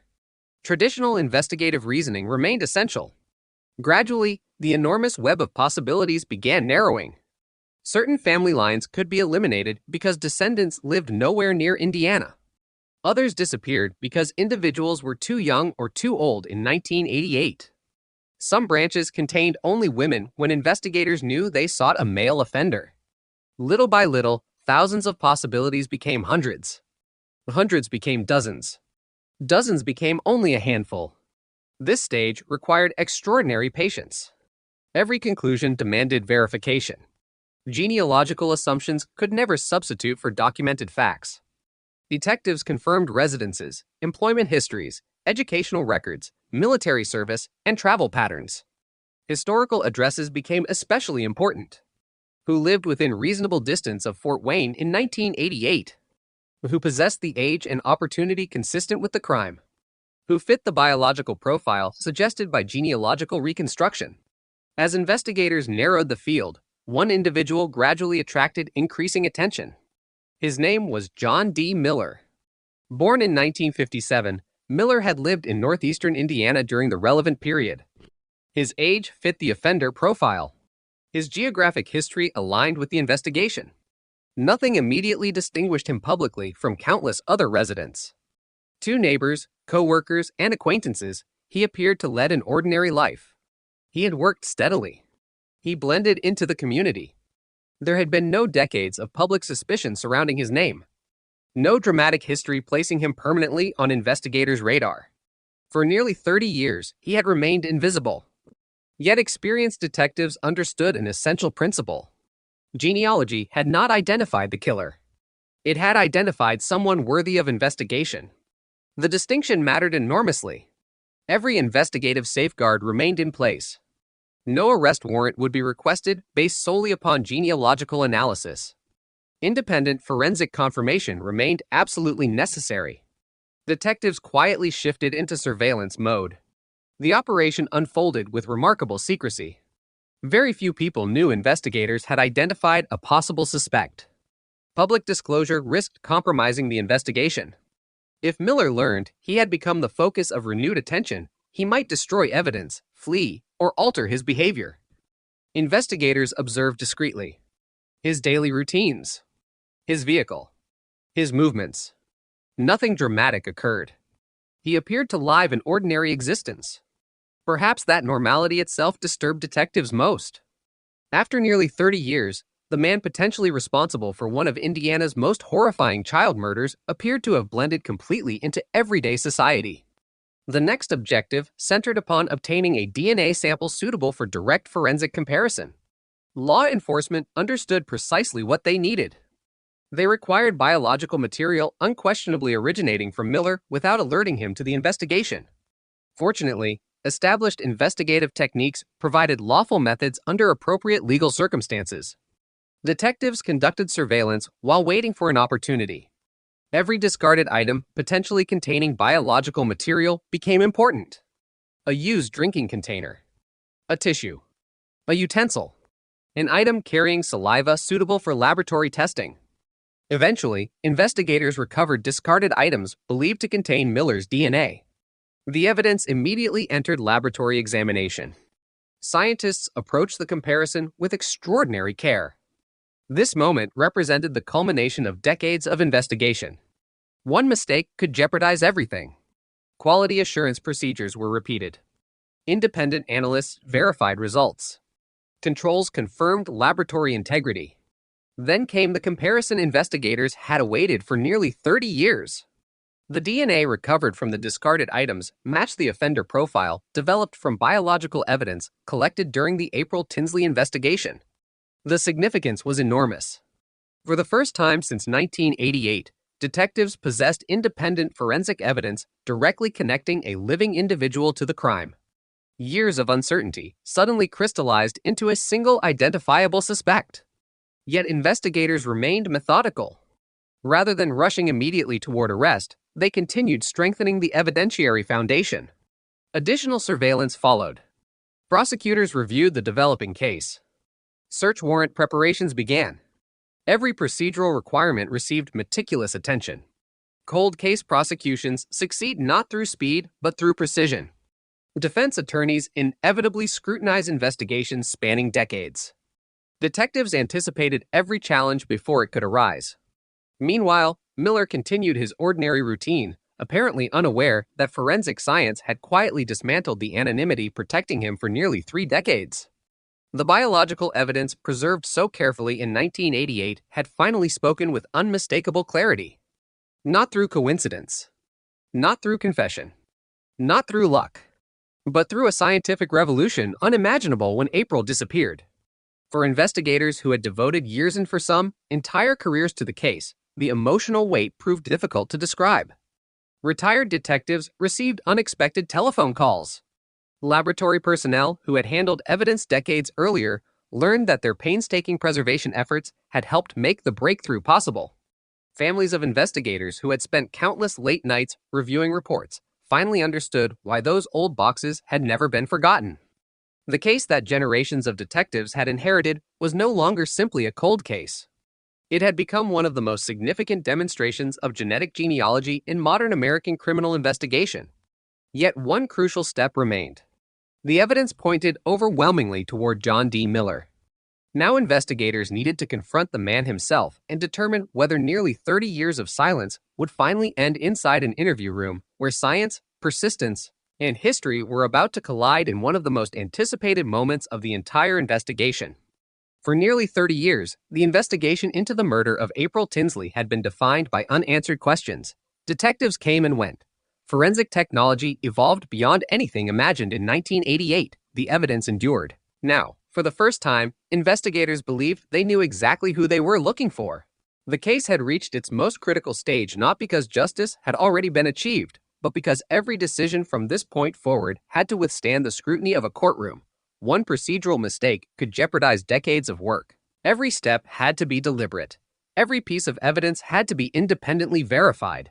The science had pointed investigators toward John D. Miller. Now traditional police work had to confirm what the DNA suggested. Investigators assembled a detailed operational plan. Detectives from the Fort Wayne Police Department worked alongside prosecutors, forensic specialists, and other law enforcement personnel to determine the safest and most legally sound approach. They reviewed surveillance reports, laboratory findings, genealogical research, and the original case file that had grown to thousands of pages over nearly 3 decades. Nothing was left to chance. The comparison between the crime scene DNA and the biological material recovered during surveillance had produced a powerful result, but prosecutors wanted more than probability. They wanted certainty, supported by multiple independent lines of evidence. Search warrants were prepared carefully, outlining the scientific findings and explaining how investigators had arrived at Miller without relying solely on genealogy. The genealogy had generated an investigative lead. The direct DNA comparison had provided the forensic confirmation. By July 2018, investigators were ready to act. On the morning of July 15, 2018, officers executed search warrants connected to the investigation. Law enforcement personnel arrived at Miller's residence in Greville, Indiana, a small community northeast of Fort Wayne. The operation proceeded without public spectacle. Detectives understood they were confronting a man suspected of committing an extraordinarily violent crime decades earlier, but they also knew that preserving evidence and ensuring everyone's safety remained the highest priorities. Investigators searched the residence methodically. Every room received careful attention. Documents were cataloged. Electronic devices were secured according to established forensic procedures. Potential evidence was collected and documented. Nothing about the search resembled the dramatic scenes often portrayed in television crime dramas. Real investigations unfold through patience, documentation, and precision. Every item collected required proper chain of custody procedures. Every photograph had to be accurately logged. Every observation might later become relevant during court proceedings. Miller was taken into custody. For detectives who had spent years studying the case, the moment carried enormous emotional significance. Some had inherited the investigation from retired colleagues who had never lived to see an arrest. Others had devoted countless hours reviewing evidence that had seemed permanently trapped in history. Now they sat across from the man whom science had identified as the likely source of the DNA preserved since 1988. The interview that followed became one of the defining moments of the entire investigation. Experienced homicide investigators approached the conversation carefully. They understood that successful interviews rarely begin with immediate accusations. Instead, detectives often establish timelines, discuss ordinary aspects of a suspect's life, and gradually introduce increasingly specific questions. This method allows investigators to evaluate reactions, compare statements against known evidence, and identify inconsistencies. Initially, Miller answered questions. Detectives explored his background. Where had he lived during the late 1980s? What had his daily routines been? Did he remember April Tinsley? Did he recognize the neighborhood where she disappeared? The conversation slowly narrowed toward the evidence. Then investigators revealed what decades of scientific progress had accomplished. They explained that biological evidence collected in 1988 had been preserved. They explained that forensic DNA technology had advanced dramatically. They explained that the investigation had identified him. For many suspects, this is the moment denial intensifies. Some challenge the science. Others attempt alternative explanations. Some request attorneys immediately. Investigators were prepared for every possibility. According to later court records, Miller ultimately made statements acknowledging responsibility for the crimes committed against April Tinsley. Those admissions did not replace the forensic evidence. Instead, they strengthened an already powerful case built upon decades of careful investigation and preserved biological evidence. The confession represented the end of one mystery and the beginning of another. How had a man remained unidentified for nearly 30 years despite leaving biological evidence? The answer lay not in investigative failure, but in the limitations of available technology. In 1988, detectives had preserved evidence they could not yet fully exploit. They had trusted future science. That trust had finally been rewarded. News of the arrest spread rapidly across Indiana and soon attracted national attention. Headlines emphasized the extraordinary role of forensic genealogy. Television networks described the case as a landmark example of modern investigative science. Law enforcement agencies throughout the United States studied the investigation carefully, recognizing its broader implications for thousands of unsolved murders sitting inside evidence rooms across the country. For April's family, however, the story remained deeply personal. Nearly 30 years had passed since they lost an 8-year-old daughter. Birthdays had come and gone. Holidays had passed with an empty place at family gatherings. Generations had grown older while the investigation remained unresolved. Now, at last, the person accused of ending April's life had been identified. No arrest could erase decades of grief. No conviction could restore the childhood that had been stolen. But after 30 years of uncertainty, the family finally possessed something that had remained absent since April disappeared. An answer. Investigators also reflected upon the countless individuals whose work had contributed to the breakthrough. The patrol officers who searched neighborhoods during the first desperate hours. The crime scene technicians who collected evidence with painstaking care. The forensic scientists who preserved biological samples through decades of technological change. The detectives who refused to close the file despite repeated disappointments. The genealogists who reconstructed complex family histories.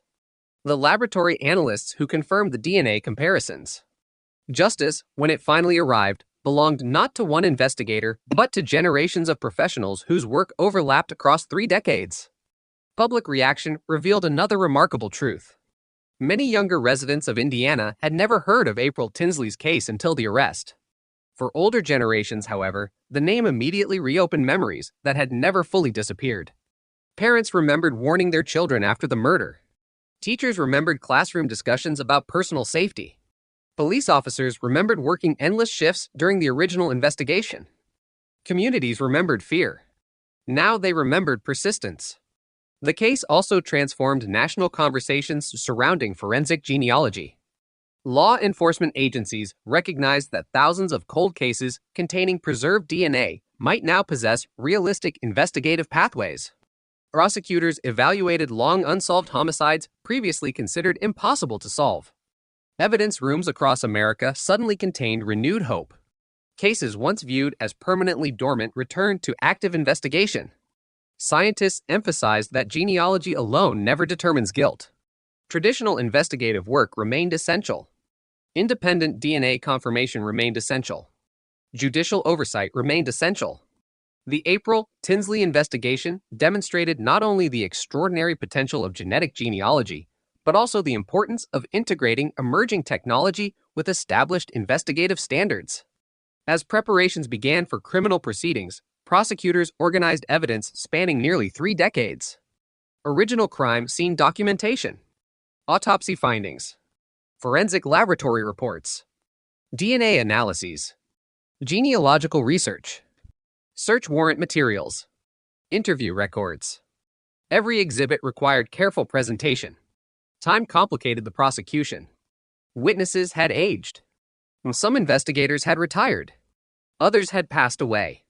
Records created using technologies from the late 1980s required careful explanation for modern jurors unfamiliar with investigative practices from that era. The prosecution's challenge extended beyond proving guilt. It also required demonstrating the integrity of evidence preserved through 30 years of scientific evolution. Meanwhile, detectives quietly reflected upon another lesson hidden within the investigation. Cold cases rarely solve themselves. Science may create new opportunities, but those opportunities exist only because someone decades earlier chose not to discard evidence, chose to document procedures carefully, and chose to believe that unanswered questions deserved continued attention. The evidence collected in 1988 had survived because investigators understood an essential principle of homicide investigation. Technology changes. Truth does not. The biological evidence had always contained the killer's identity. Science simply needed enough time to learn how to read it. For the first time since the spring of 1988, the April Tinsley investigation was no longer searching for an unknown offender. Instead, it entered the courtroom phase, where decades of meticulous detective work, revolutionary forensic science, and a family's unwavering hope would be tested before the justice system in one final effort to secure accountability for a crime that had haunted Indiana for an entire generation. The arrest of John D. Miller marked a historic turning point, but for prosecutors and investigators, the case was far from over. A successful arrest is not the same as a successful prosecution. Every piece of evidence collected over 3 decades would now face intense legal scrutiny. Defense attorneys would examine every laboratory procedure, every chain of custody document, every interview, and every scientific method that led investigators from an unidentified DNA profile to a named suspect. The burden remained exactly where it had always been on the state to prove guilt beyond a reasonable doubt using reliable, admissible evidence. Inside the Allen County Prosecutor's Office, attorneys began organizing one of the most unusual homicide cases the office had ever handled. The file represented nearly 30 years of investigative work. Some reports had been typed on typewriters. Others existed only as handwritten notes prepared by detectives in 1988. More recent documents were entirely digital. Different generations of investigators had used different recording systems, evidence numbering conventions, and forensic reporting standards. Prosecutors had to transform decades of accumulated material into one coherent narrative that a jury could understand.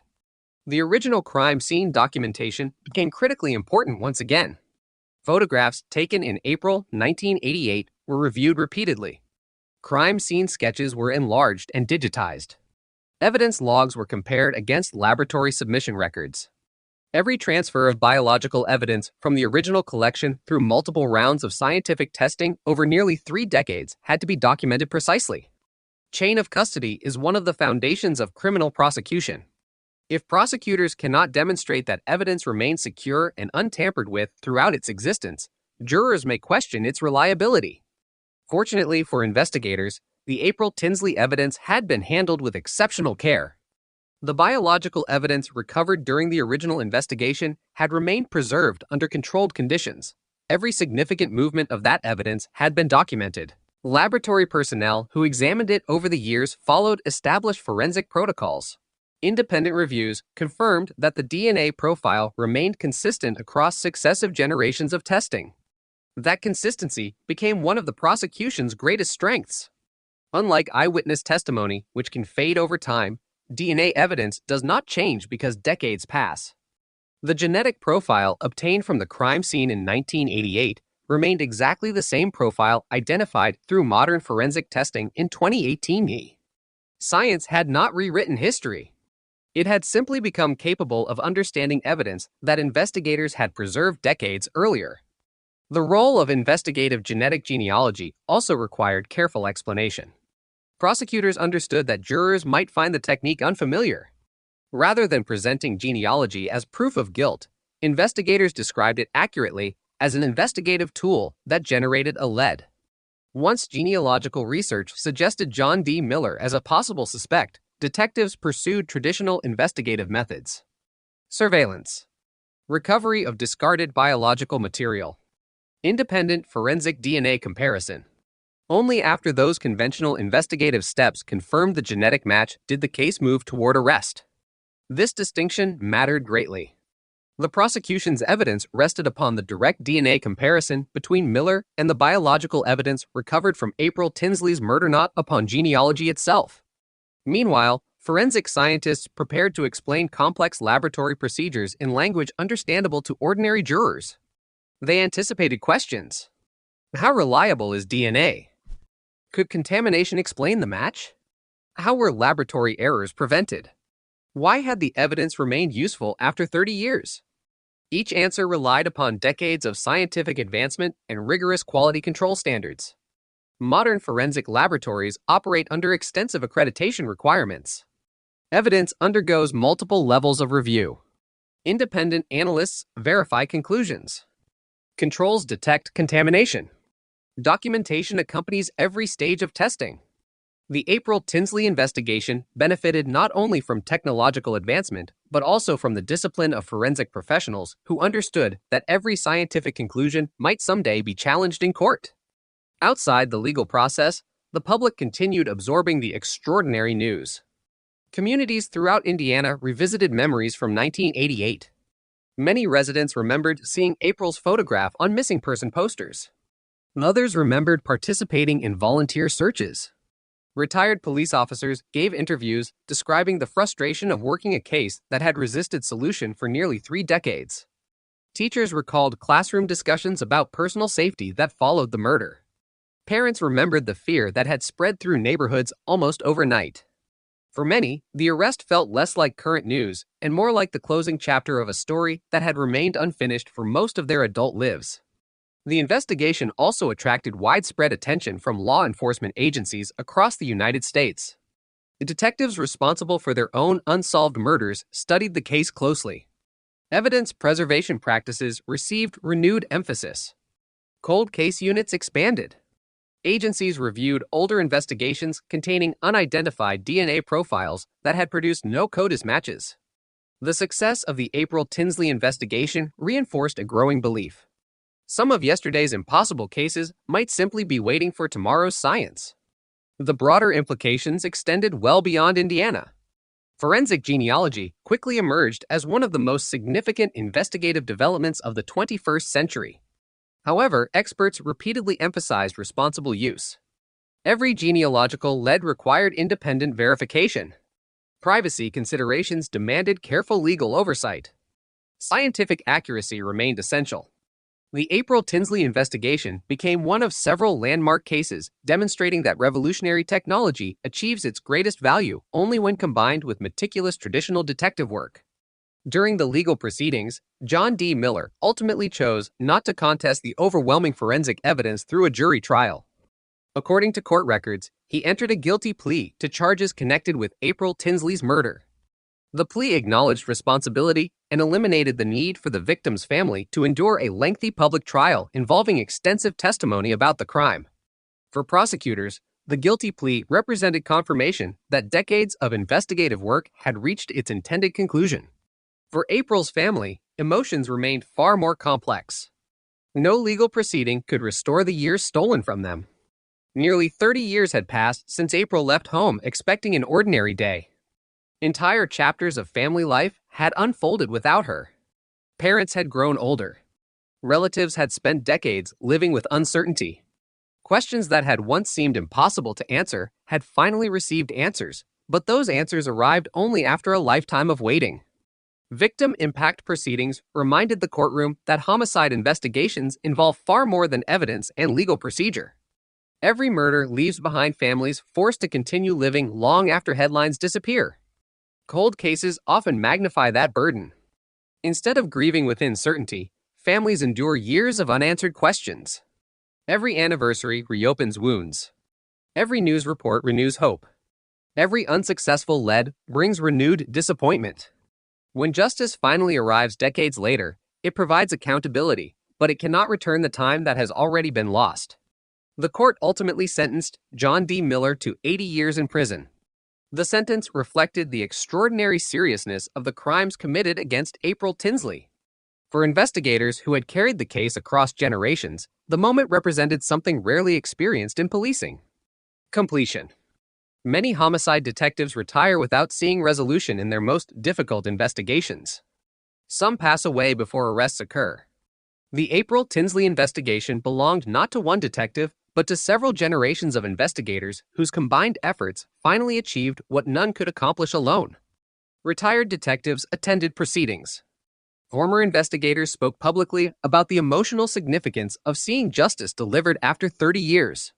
Some described the outcome as the fulfillment of a promise made silently to April's family decades earlier. Others reflected on the importance of never abandoning difficult investigations simply because time passes. Throughout the investigation, one lesson remained remarkably consistent. Evidence matters. Documentation matters. Patience matters. The detectives working in 1988 could not possibly predict genetic genealogy. The scientists preserving biological samples could not foresee the technological revolution awaiting forensic laboratories. Yet they understood one enduring principle: protect the evidence. Document everything. Someday, someone may possess better tools. That philosophy ultimately transformed an unsolved murder into one of the most influential cold case resolutions in American criminal justice. As the legal proceedings concluded, the April Tinsley investigation ceased being an active homicide case and became something else entirely: a landmark example, studied by investigators, prosecutors, forensic scientists, and criminal justice students across the country. It demonstrated that persistence, scientific integrity, and careful evidence preservation could overcome even the longest passage of time, ensuring that a child whose life ended in 1988 would not be forgotten, and that the pursuit of justice could continue across generations until the truth was finally established. When the courtroom proceedings concluded and John D. Miller began serving his sentence, many outside the criminal justice system assumed the April Tinsley investigation had finally reached its end. For the detectives who had lived with the case, however, the closing of the prosecution marked something very different. It was the moment they finally had time to look back not only at what had happened in 1988, but at everything that had followed over the next 30 years. The investigation had become far more than the resolution of a single homicide. It had evolved into a case study in patience, evidence preservation, scientific innovation, and the determination of generations of investigators who refused to let time defeat justice. Within weeks of the sentencing, police departments throughout the United States began requesting information about the investigative methods used in Fort Wayne. Cold case detectives wanted to understand every stage of the process. They asked how biological evidence had been preserved for so long. They wanted to know how the genealogical investigation had been initiated, how traditional detective work had verified the scientific findings, and how prosecutors had successfully presented such an unusual case inside a courtroom. The April Tinsley investigation quickly became one of the most closely examined homicide cases in modern American law enforcement. Training conferences devoted entire sessions to the investigation. Forensic scientists explained how advances in DNA sequencing had made it possible to develop profiles unimaginable during the late 1980s. Genealogists described the painstaking reconstruction of extended family trees stretching back generations. Detectives emphasized that technology alone had never solved the case. The science had pointed toward a family. Police work had identified the suspect. Forensic testing had confirmed the biological evidence. Prosecutors had assembled the legal case. Each discipline depended upon the others. No single breakthrough would have been sufficient on its own. One of the most important lessons centered on evidence preservation. In 1988, investigators could not foresee the emergence of investigative genetic genealogy. The technology simply did not exist, yet they made decisions that proved invaluable decades later. Biological evidence was collected carefully, documented thoroughly, and stored according to accepted forensic standards. Rather than consuming every available sample during early testing, laboratories preserved material whenever possible for future examination. Those choices reflected professional discipline rather than extraordinary prediction. Detectives simply understood that scientific methods evolve. Evidence lost today cannot be recovered tomorrow. The case also illustrated another reality often overlooked by the public. Cold case investigations rarely involve one dramatic breakthrough followed immediately by an arrest. Instead, they progress through hundreds of incremental advances. A laboratory improvement, a database expansion, a newly available forensic technique, a fresh review by investigators who ask different questions. Each development appears small when viewed individually. Together, they create the opportunity for resolution. Throughout the years following the conviction, law enforcement agencies increasingly established specialized cold case units, rather than assigning decades-old investigations only when active workloads permitted. Departments began creating dedicated teams focused entirely upon unsolved murders. Detectives working these units combined traditional investigative experience with an understanding of modern forensic science. They recognized that evidence overlooked 20 or 30 years earlier might acquire entirely new significance under contemporary laboratory methods. April Tinsley's case frequently appeared during those discussions, not because investigators had been lucky, but because they had been persistent. Persistence, experienced detectives often explained, differs fundamentally from repetition. Repeating unsuccessful investigative methods indefinitely rarely produces new results. Persistence means continually reevaluating evidence as technology, science, and investigative techniques evolve. The April Tinsley investigation embodied that philosophy. The same evidence remained. The science changed. The answers followed. For forensic genealogists, the case demonstrated the extraordinary potential of combining historical research with biological science. Constructing extended family trees required far more than simply examining DNA matches. Researchers analyzed birth certificates, census records, marriage licenses, military service documents, probate files, obituaries, newspaper archives, and countless other historical sources. Every relationship required documentation. Every assumption demanded verification. The work resembled historical scholarship as much as criminal investigation. This careful methodology proved essential. Mistakes within genealogy could misdirect investigators toward entirely innocent families. Accuracy mattered at every stage. The April Tinsley investigation showed that genealogical research must remain disciplined, transparent, and subject to independent confirmation. Meanwhile, universities incorporated the case into forensic science and criminal justice curricula. Students examined the investigation chronologically. The initial response: crime scene processing, evidence preservation, traditional investigative methods, DNA profiling, CODIS comparisons, investigative genetic genealogy, legal proceedings. The case offered an unusually complete example of how criminal investigations evolve across multiple generations of scientific progress. The broader public also became increasingly aware of forensic genealogy. Documentaries explored the investigation. True crime authors analyzed its significance. News organizations revisited the extraordinary path from an unsolved child murder in 1988 to a Dana-supported identification 3 decades later. Yet responsible reporting consistently emphasized an important distinction. Genetic genealogy did not replace conventional evidence. It generated investigative leads requiring independent verification. This distinction protected both scientific credibility and legal fairness. Within the Fort Wayne Police Department, investigators quietly reflected upon another aspect of the case rarely discussed publicly. Many detectives who contributed significantly to the investigation never received widespread recognition. Crime scene technicians who preserved evidence. Evidence custodians who maintained secure storage. Laboratory personnel who repeated testing over many years. Administrative staff who organized thousands of documents. Retired investigators who mentored younger detectives inheriting the case. Successful homicide investigations often depend upon professionals working far from television cameras and newspaper headlines. Their contributions remain largely invisible, despite being absolutely essential. April's family continued honoring her memory long after the legal proceedings concluded. For them, justice represented accountability rather than closure. Experienced victim advocates often explain that closure can be an unrealistic expectation following homicide. Nothing restores the years taken away. Nothing replaces birthdays never celebrated, family gatherings forever altered, or childhood memories that never had the opportunity to exist. What justice can provide is certainty. The uncertainty that had haunted April's family for nearly 30 years finally ended. Questions about who committed the crime no longer remained unanswered. That certainty carried profound emotional significance even though grief itself continued. Community members likewise reflected upon how deeply the murder had influenced local history.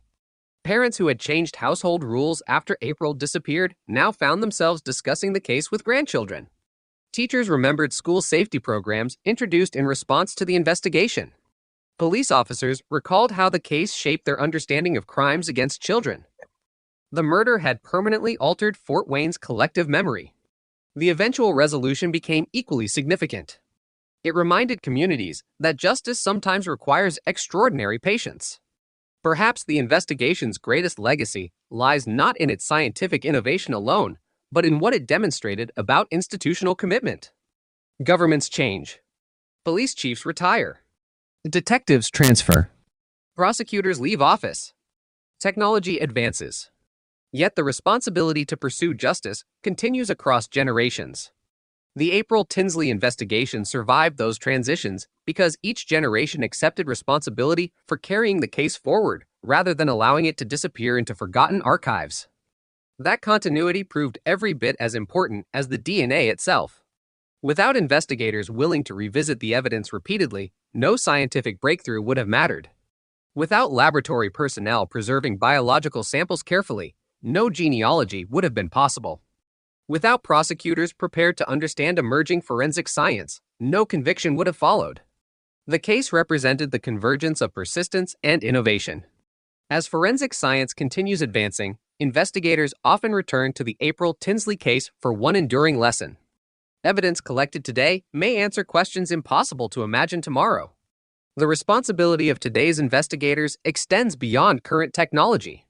It includes preserving opportunities for future generations. That philosophy now guides evidence handling practices in countless homicide investigations. Long after the headlines faded, April Tinsley's name continued appearing in classrooms, forensic conferences, police academies, and scientific journals, not simply as the victim of a tragic crime, but as the child whose case helped demonstrate that time is not always the greatest enemy of justice. Sometimes, if evidence is preserved, investigations remain active, and science continues to advance, time itself becomes the very force that eventually reveals the truth hidden for decades.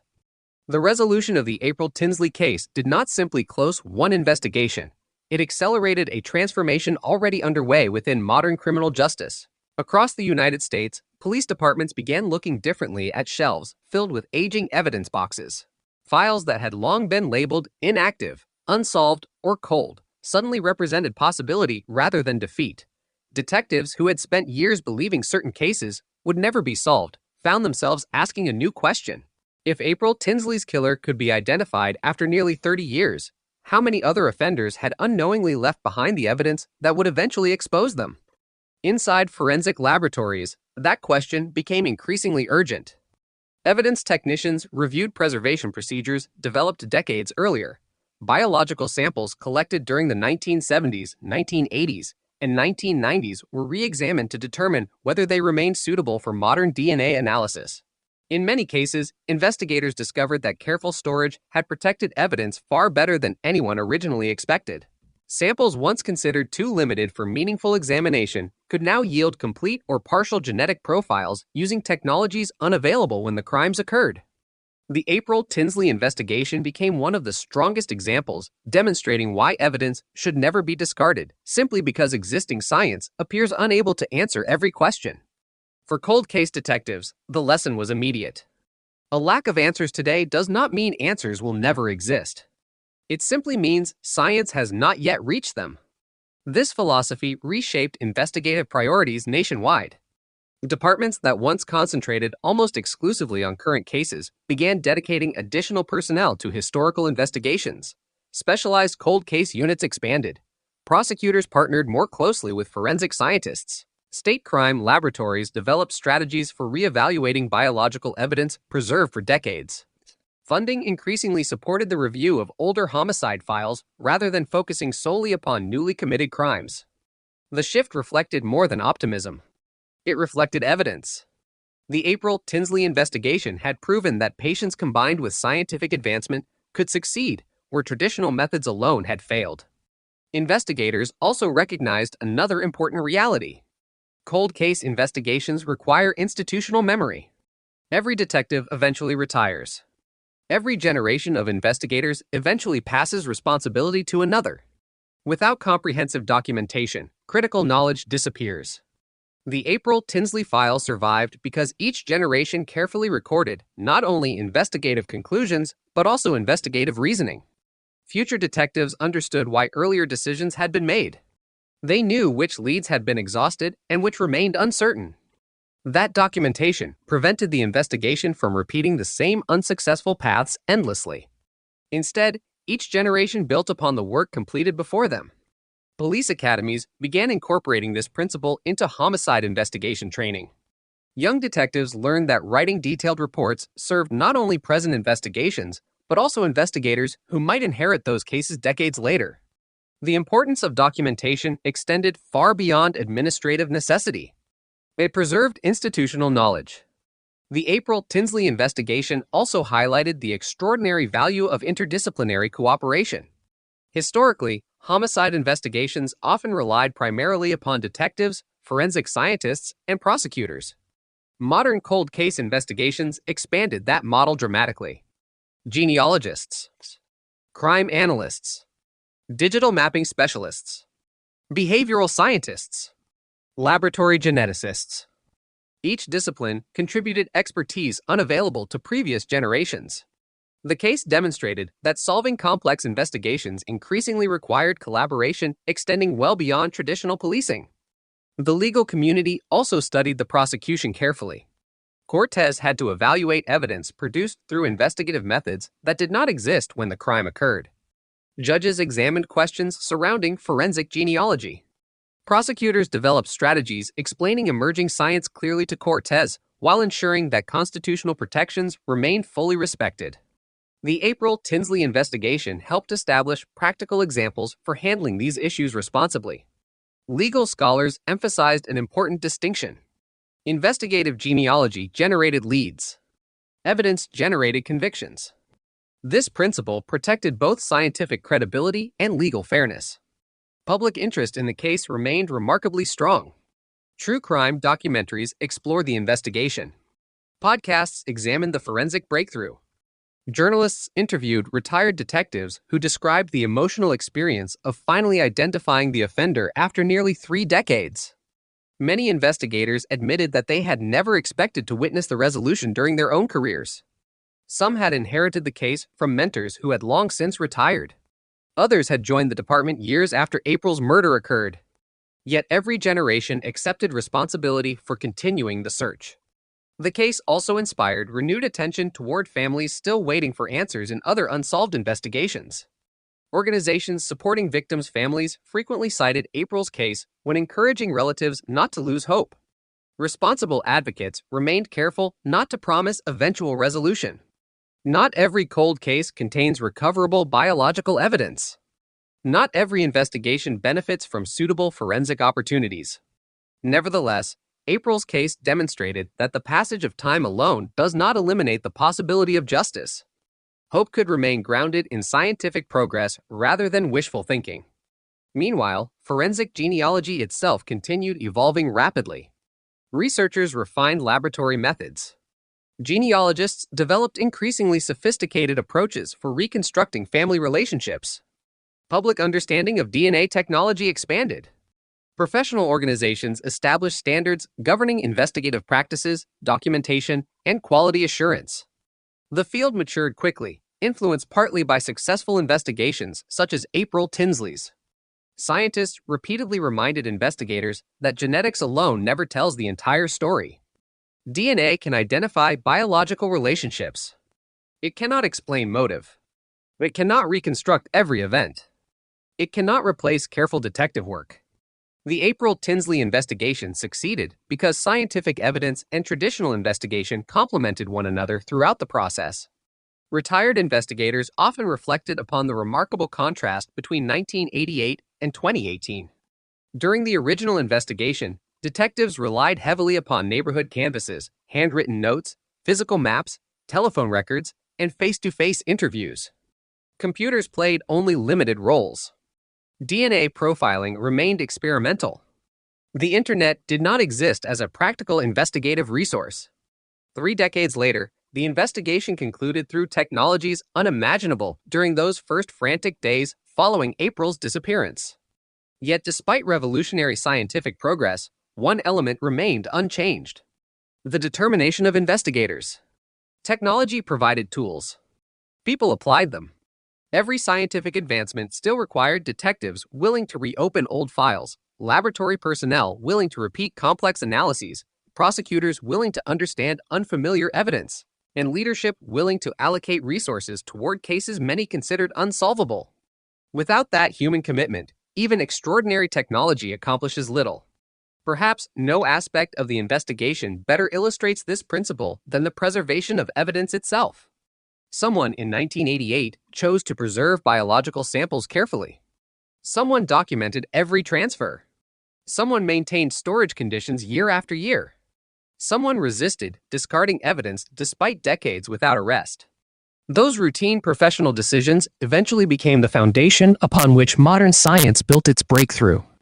The case, therefore, represents not merely a triumph of technology, but also a triumph of professional discipline. Every investigator who touched the file contributed something essential. The patrol officers who responded immediately. The crime scene technicians who documented every detail. The laboratory scientists who safeguarded evidence. The detectives who pursued thousands of leads. The genealogists who reconstructed family histories. The prosecutors who organized decades of investigative work. Justice emerged from cumulative effort rather than singular brilliance. As criminal justice agencies continue reviewing unsolved homicides, the April Tinsley investigation remains a powerful reminder that every carefully preserved piece of evidence carries potential value extending far beyond current technology. Somewhere inside countless evidence rooms, biological samples collected decades ago still wait silently for future scientific advances. Some may never produce answers. Others may one day identify offenders who believe time had erased their crimes forever. The April Tinsley case proved that evidence does not forget, and that the truth, preserved patiently through generations of investigators, can remain hidden for decades before finally emerging with extraordinary clarity when science becomes capable of revealing what was always there. As the April Tinsley investigation entered the history books, its influence spread far beyond Indiana. Detectives, forensic scientists, prosecutors, and criminal justice researchers increasingly viewed the case not simply as the successful resolution of a single homicide, but as a landmark example of how decades of persistence, evidence preservation, and scientific innovation could converge to solve crimes once believed impossible. The investigation demonstrated that while technology evolves rapidly, its greatest value depends upon the professionalism of those responsible for collecting, preserving, interpreting, and presenting evidence. One of the first changes observed nationwide involved the reassessment of cold case inventories. Police departments had long maintained lists of unsolved homicides, many dating back several decades. Traditionally, these files were prioritized according to witness availability, physical evidence, and investigative potential. After the success of forensic genealogy in the April Tinsley investigation and other contemporary cases, agencies began reviewing those files with entirely new criteria. Did biological evidence still exist? Had the evidence been properly preserved? Could modern DNA technology recover information unavailable during the original investigation? Could the case benefit from advanced forensic genealogy?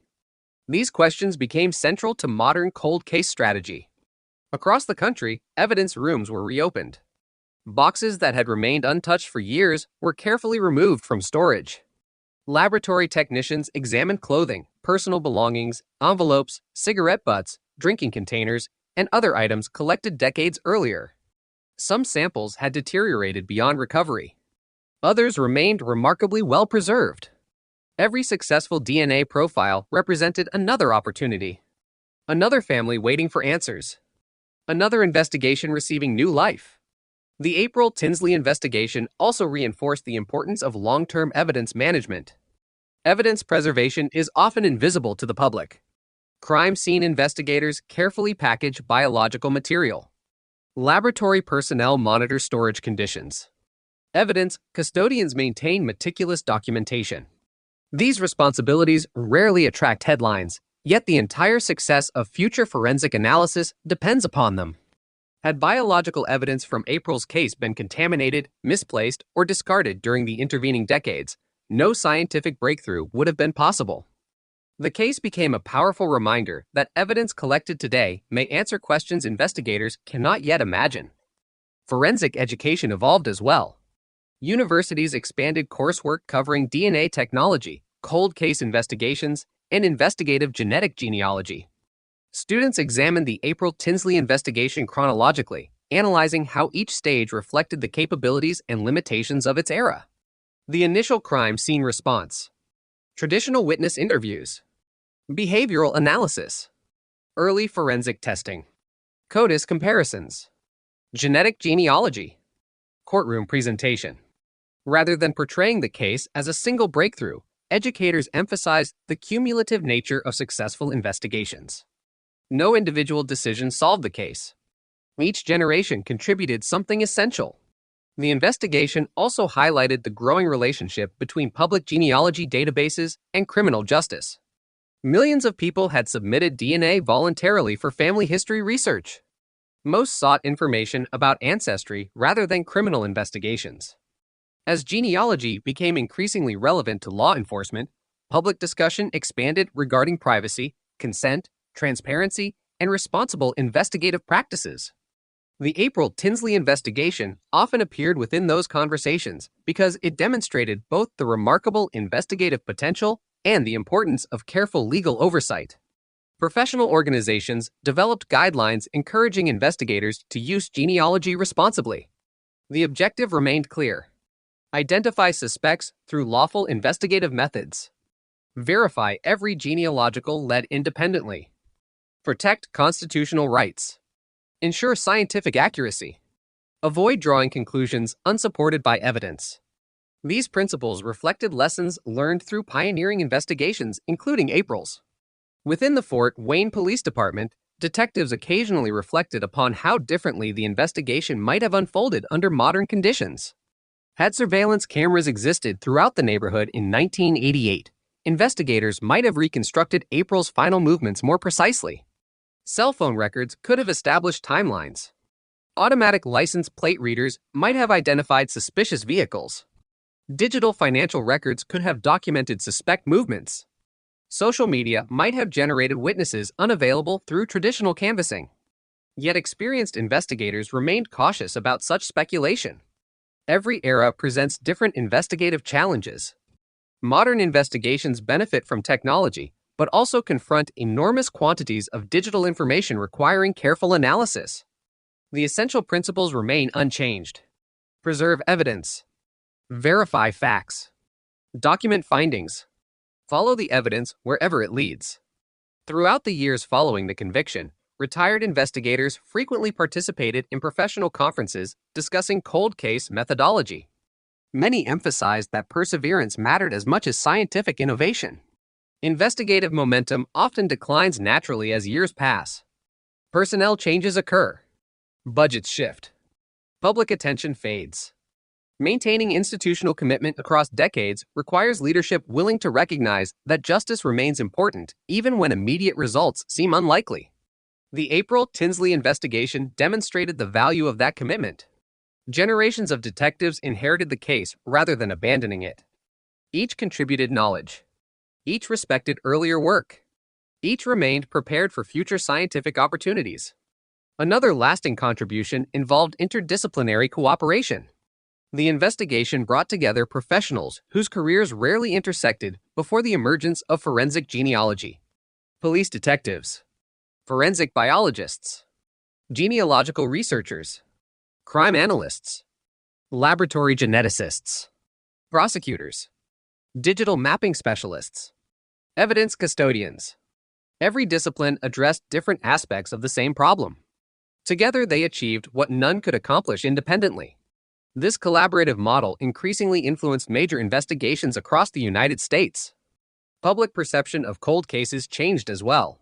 Historically, many people viewed unsolved murders as investigations permanently trapped by missing evidence or investigative mistakes. The April Tinsley investigation encouraged a more nuanced understanding. Some cold cases remain unsolved because technology has not yet reached the necessary level. Others await new witnesses. Some require fresh investigative perspectives. The absence of immediate resolution does not necessarily indicate investigative failure. Sometimes the evidence simply requires scientific methods that do not yet exist. This realization encouraged agencies to preserve evidence more carefully than ever before. It also provided measured hope to families whose loved ones remained victims of unsolved crimes.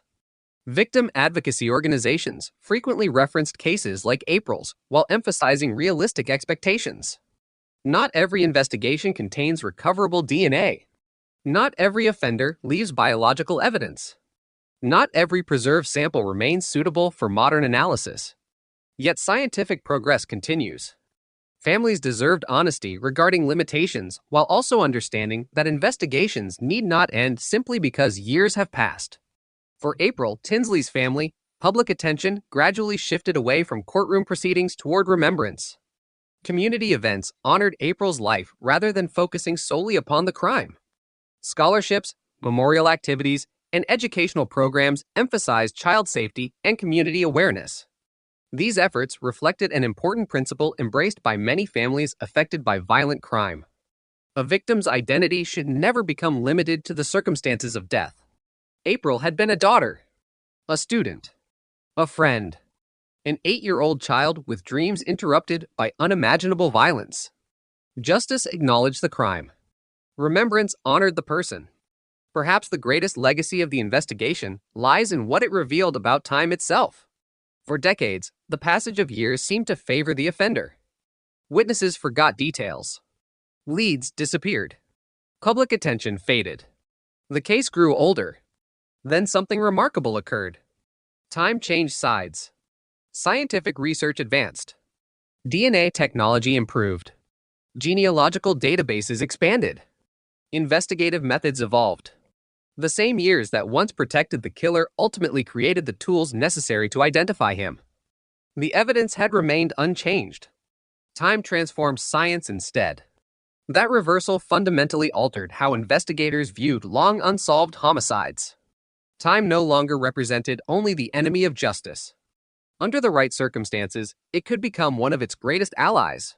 As forensic science continues advancing into new frontiers, including increasingly sensitive DNA recovery techniques, improved analytical software, and enhanced genealogical methodologies, the April Tinsley investigation remains an enduring example of what becomes possible when evidence is preserved, investigators remain persistent, and scientific innovation is matched by careful legal and investigative discipline. It stands as a reminder that justice sometimes arrives not through sudden revelation, but through decades of quiet determination, carried forward by people who believed that even the oldest unanswered questions deserved one more chance to be heard. More than 3 decades after April Tinsley disappeared from her neighborhood in Fort Wayne, investigators across the United States continue to reference her case whenever discussing the future of homicide investigations. What had once been regarded as one of Indiana's most heartbreaking unsolved murders had become an enduring example of how criminal investigations evolve over time. It demonstrated that justice is rarely the product of a single breakthrough. Instead, it emerges through the accumulation of thousands of careful decisions made by investigators, scientists, prosecutors, and evidence custodians who often never meet one another, but whose work becomes connected across generations. The story also challenged one of the oldest assumptions in criminal investigation. For decades, many offenders believed that if they avoided identification during the first critical months after a crime, their chances of escaping justice increased dramatically. Historically, there was truth to that belief. Witness memories faded. Physical evidence deteriorated. Investigators retired. Records became more difficult to interpret. Every passing year reduced the likelihood of solving many crimes. The April Tinsley investigation revealed that this assumption was no longer universally true. In the era of modern forensic science, the passage of time can strengthen an investigation rather than weaken it. DNA technology improves. Laboratory techniques become more sensitive. Analytical software grows more sophisticated. Historical records become increasingly digitized. Genealogical databases expand.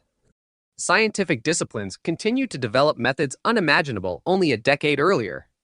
Instead of erasing evidence, time may enhance investigators' ability to understand it.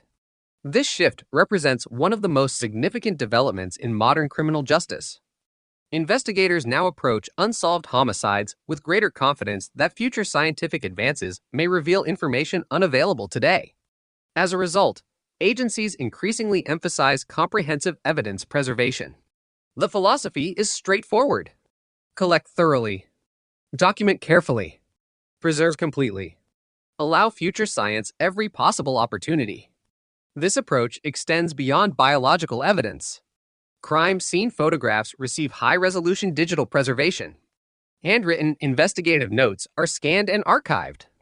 Physical maps become searchable digital records. Evidence inventories undergo routine verification. Every detail preserved today may become significant tomorrow. The April Tinsley investigation illustrated exactly why such diligence matters. One of the most remarkable aspects of the case was how consistently the original evidence withstood decades of scrutiny. Every new generation of forensic testing confirmed earlier conclusions. Rather than contradicting previous work, scientific advancement strengthened it. This consistency reinforced confidence not only in the laboratory results, but also in the professionalism of those responsible for preserving the evidence.